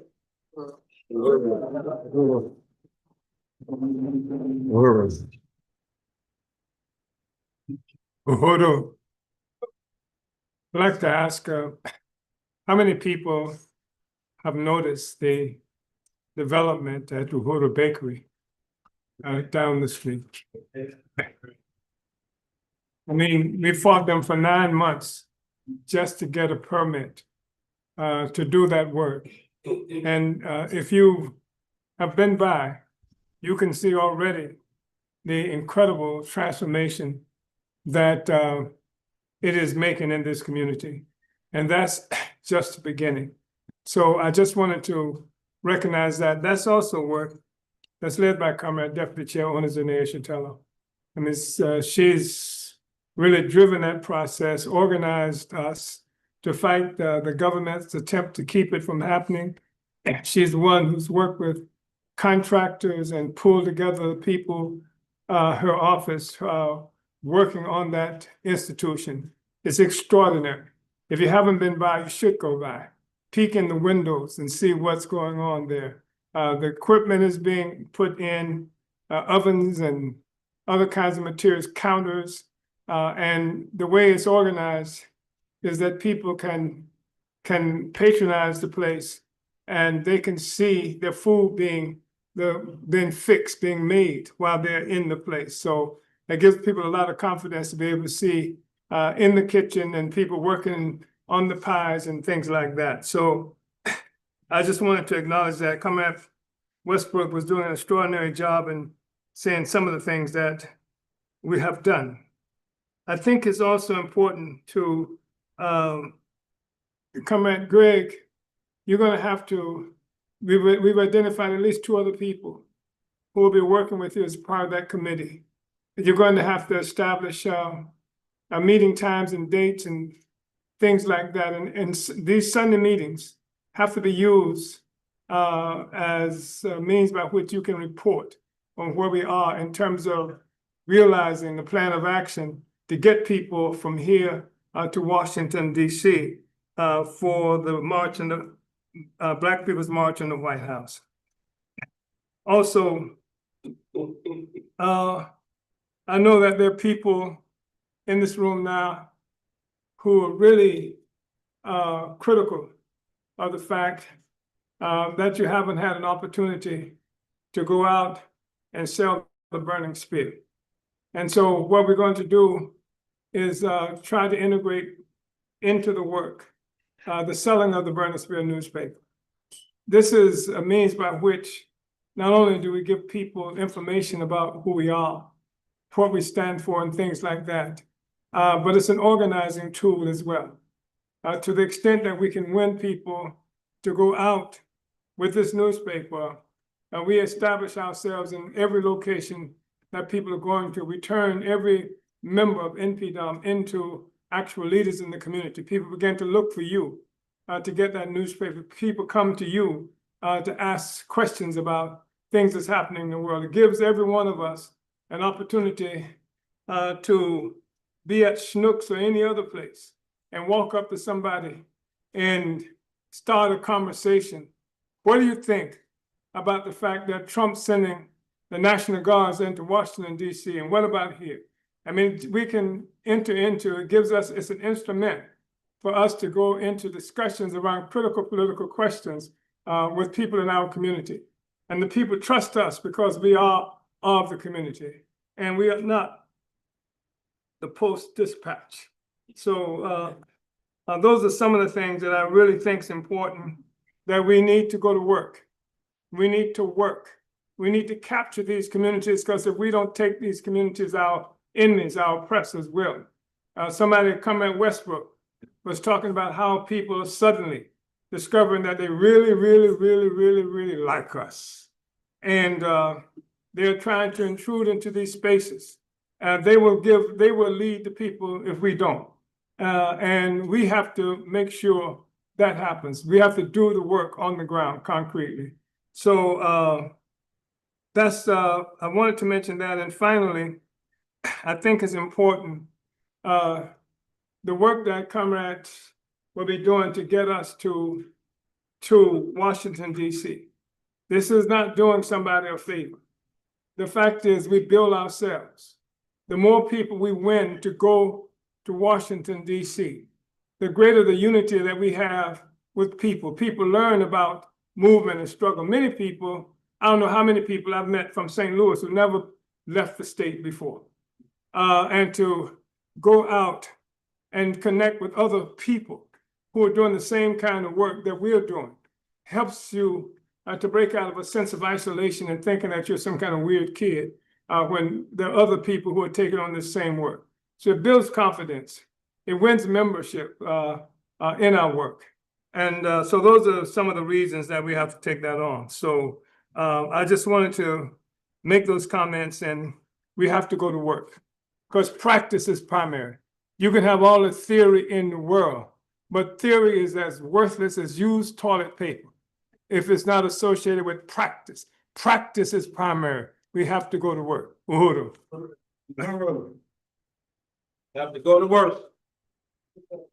Now, speaking of going to work, you know, I don't know what's you got the text? Lost feed. But I don't know what's going on, you know, with my phone, but I didn't told y'all to turn y'all things off. I thought I turned mine off, but it just ringing. But I'm glad I was able to get through, where Comrade President was able to get through, because that was him who just called and said, yeah, we do got some work to do. Can y'all work to go in y'all pockets, and can we see how many folks could be able to pay their way to the InPDUM Convention now? It's only $25 for the 2 days. It's only $25 for 2 days. So we got one people to be able to pay your today. Yes, man. That was the phone call. If you able to pay cash today or cash up today, don't be scared. Let's get that done, because we still gotta, you know, yes, ma'am. They want to do it online, right, or if they want to do it through the dollar sign InPDUM, they pay their $25 there, then we can go ahead and get them noted there, then I register. You heard it. Just in case y'all didn't hear it, y'all have some help. So there's no excuse. Y'all have some help. Uhuru. Now, okay, so we do have Comrade President. So we do have one person that's gonna sign up today, Uhuru. Now, what we have for Kermo? And if we have someone online to join, let us know in the comments so I could shout you out. What we having for Kermo today? What's for dinner today? Chicken, watermelon cake. Oh, that sounds good. You came just in time, Conrad. So, question is, Chief of Staff, do you got time to Q&A? No hog balls. Oh, man. Let's go off today. But correct. Correct. Okay, so I appreciate y'all showing up. I appreciate y'all patience, especially with me and my tongue tied tongue. But same place, same time. Not next week, right? The week after that. Because next week, y'all gonna be where? Next week, Solidarity Center on Gravois. I was trying to make sure y'all in the same place. See, there you go. So 1 o'clock on the 14th, 1 o'clock, Solidarity Center. But same place, same time the following week after that, right? Oh, see, the convention is that week. See, look at us. Look at us. We took a couple weeks off and came back to nothing but work. So 13th, let's show up for the March. The 14th, instead of us being here, we're going to be at the Solidarity Center on Gravois at 1 o'clock. And then the week after that, we are going to be back here, but during the convention. So like you said, go ahead and register. Okay, let's eat. Uhuru. Well, we're going to open the mic for a couple seconds for Conrad for a second. Uhuru. I'm so glad to see our chairperson back. I really am very happy about that. I'm loving all these posters. I'm like, to see the work and really the history of the organization. But what I really wanted to say was, in light of his illness, and not just his, but please do not go alone through these health challenges. Yes. I make myself available. I make my 44 years of nursing available. I want to tell you, my aunt was, she had a stroke, she fell in the house, and they found her, she got to the hospital, etc.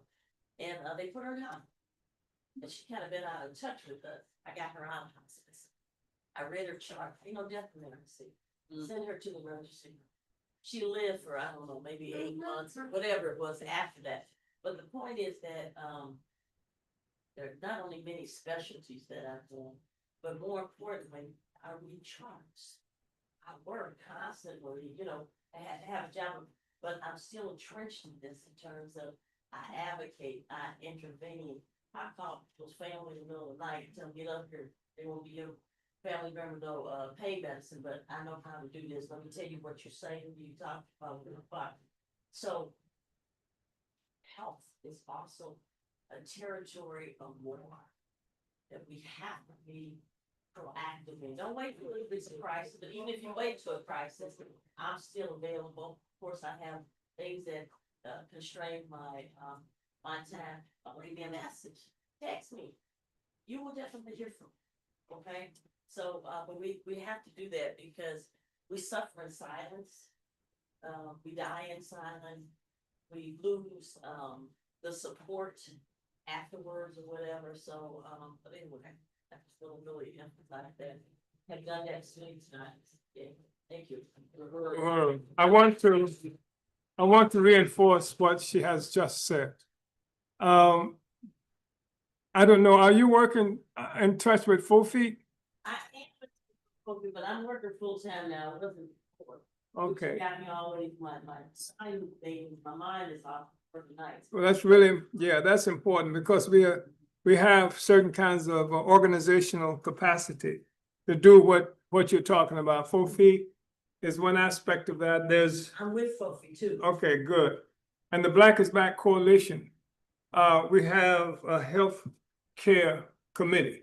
And you should investigate that and see if you will ever have the time to participate in that committee. They just had a webinar.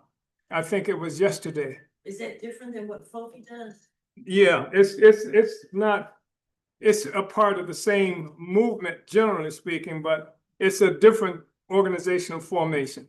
I'll talk with her. She can. Yes, she can. And I want to say that in my case, I was under for 4.5 hours. That's to say, when they did surgery for me, they put me under for 5.5 hours. That was the first stage of it. Within hours, I accidentally dislodged the tube that led my chest cavity that was draining stuff out. So they had to put me under again to replace the tube. But for the time I was there was not a single moment I was there where there were not at least 20 or 30 people who they knew, first of all, was in the waiting room. And there were healthcare workers who was with me all the time. People had to deal with my own personal nurse. And, you know, so we had healthcare workers throughout this process. We believe in it. Comrade Lisa Davis, who heads up the health care working group in the coalition, constantly makes the point that when somebody goes to jail, we do everything we can to get somebody to go to court with them, etc. But we let them go to these hospitals by themselves.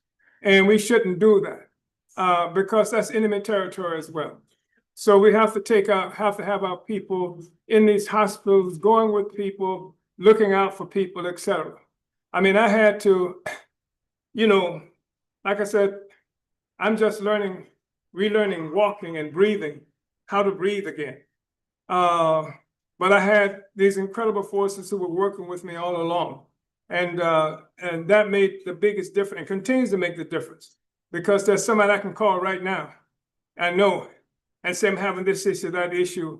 I got a whole battery of people I know who will go to work to help to solve that problem. That's how it has to be. It has to be that way in terms of our movement. That's why it's important to have entities like the work that 4 Feet does as a part of All African People's Development Empowerment Project, the work that's happening in the coalition. That's part of the process of replacing the colonizer in our lives. That's part of the decolonization process that we're involved in. So we can do this ourselves. We have to do whatever it is that we can do, and we want to do it well. We want to do it better than they would ever do it in these colonial institutions. And I think because there was this army of people that they didn't have to know who I was at the hospital, except one occasion, one of the healthcare specialists, whose last name, well, I won't mention, but it's an Arab last name. And I asked him about that. And I said, and I started talking to him, he stopped me. And he said, I am opposed to all Western colonialism. I want you to know that I'm opposed to all Western colonialism. And he made it clear that he was united with the struggles that we're involved in. So he had to look it up himself. And I think he looked it up because he saw all of these people who were there with me, et cetera. And that gave him the courage to come out of the closet and to say that this is what I stand for. And to be able to say that I believe I'm a socialist. I'm a socialist, and I believe I'm opposed to all Western colonialism. And I think that when we come en masse like that, that's really critical. It gives courage to other people who want to be able to express opposition to the system. That's why it's important for us to be here. That's why that march that we're going to be doing is so important. I don't know how many white people don't have the guts to say it, to take a stance, and we represent their opinion. And when we come out and say it, it gives them the courage to say what they're thinking about this matter as well. When we go to Washington, D.C. in March, how many times have we marched in Washington, D.C., marched through one of these communities?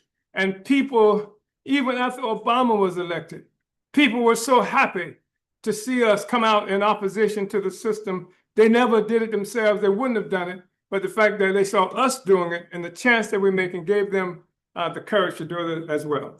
So this health issue is a critical issue. And it's especially critical for African people who on average have something like a 7-year lifespan deficit compared to white people. And that's the most illogical thing you ever want to hear. Obviously, that is not normal for African people on average to be living something like 6 or 7 years less than white people, when everything that we know in real life shows the athleticism, the actual capacity that we have as African people to perform. So thank you for raising that. It's a really important question. And it's one of the questions we have to take on. I hope you can come into the organization process. And I just want to finally say, I'm so happy to see my children. My Nova, my Torin, who I haven't seen in such a long time. And then I got a new baby. And it's almost like Nova all over again. I'm so happy to see you. It's been too long for me. And the last time I saw Torin, he might have been falsetto, but that's not the case anymore. Isn't that right, Torin? And Torin used to be concerned about being bullied. He's not concerned anymore. Nobody bullies Torin anymore. So it's just so good to be here and to be with all you wonderful comrades. Your courage is striking. And the fact is that right now, there are not as many of us as there should be. And the reason there are not as many of us as there should be is because things like 5 o'clock pre-dawn raids and things like that have terrified and intimidated some people. The government brags about having a 97, 98% conviction rate. The feds do. And that's why they warned us not to fight back. And so we turned that around. We kicked their asses. We kicked their asses. And we came with hundreds of people from everywhere. We had overflow capacity in the courtroom. Every day we were on trial. They said the trial was going to last for a month. And the fact is, it lasts something like, was it 7 days? Like a week. And people came from everywhere. And this was shocking to them. And they could not convict us for being Russian agents. And we did not put on a defense. We did not put a witness out there. They did not have people as witnesses. They just had FBI agents, 12 FBI agents, and 2 white guys who worked who were professors, who were supposed to be Russian experts. And all 14 of them, every one of them, had to admit that they didn't know a damn thing about us in terms of our history in a certain way, except the FBI agents, the lead FBI agent had to say that she did not believe that we were working for the Russians. And all of them had to say that everything that we did was consistent with what we've been doing for the history of our existence for more than 50 years. So they get these convictions because they come with grenades, armored vehicles, and assault weapons, and then they frighten people. And they tell people that we're going to give you 15 years. But if you don't want to do the 15 years, if you just take a plea deal and just take these 7 years instead, that's it. And many people take the plea deals. But even Sean Diddy Combs fought back. If you see that he got a split decision too. And if you check it out, you will see that his lawyers learned from our case. And they didn't put a single witness either, except the testimony that came from the people who accused him.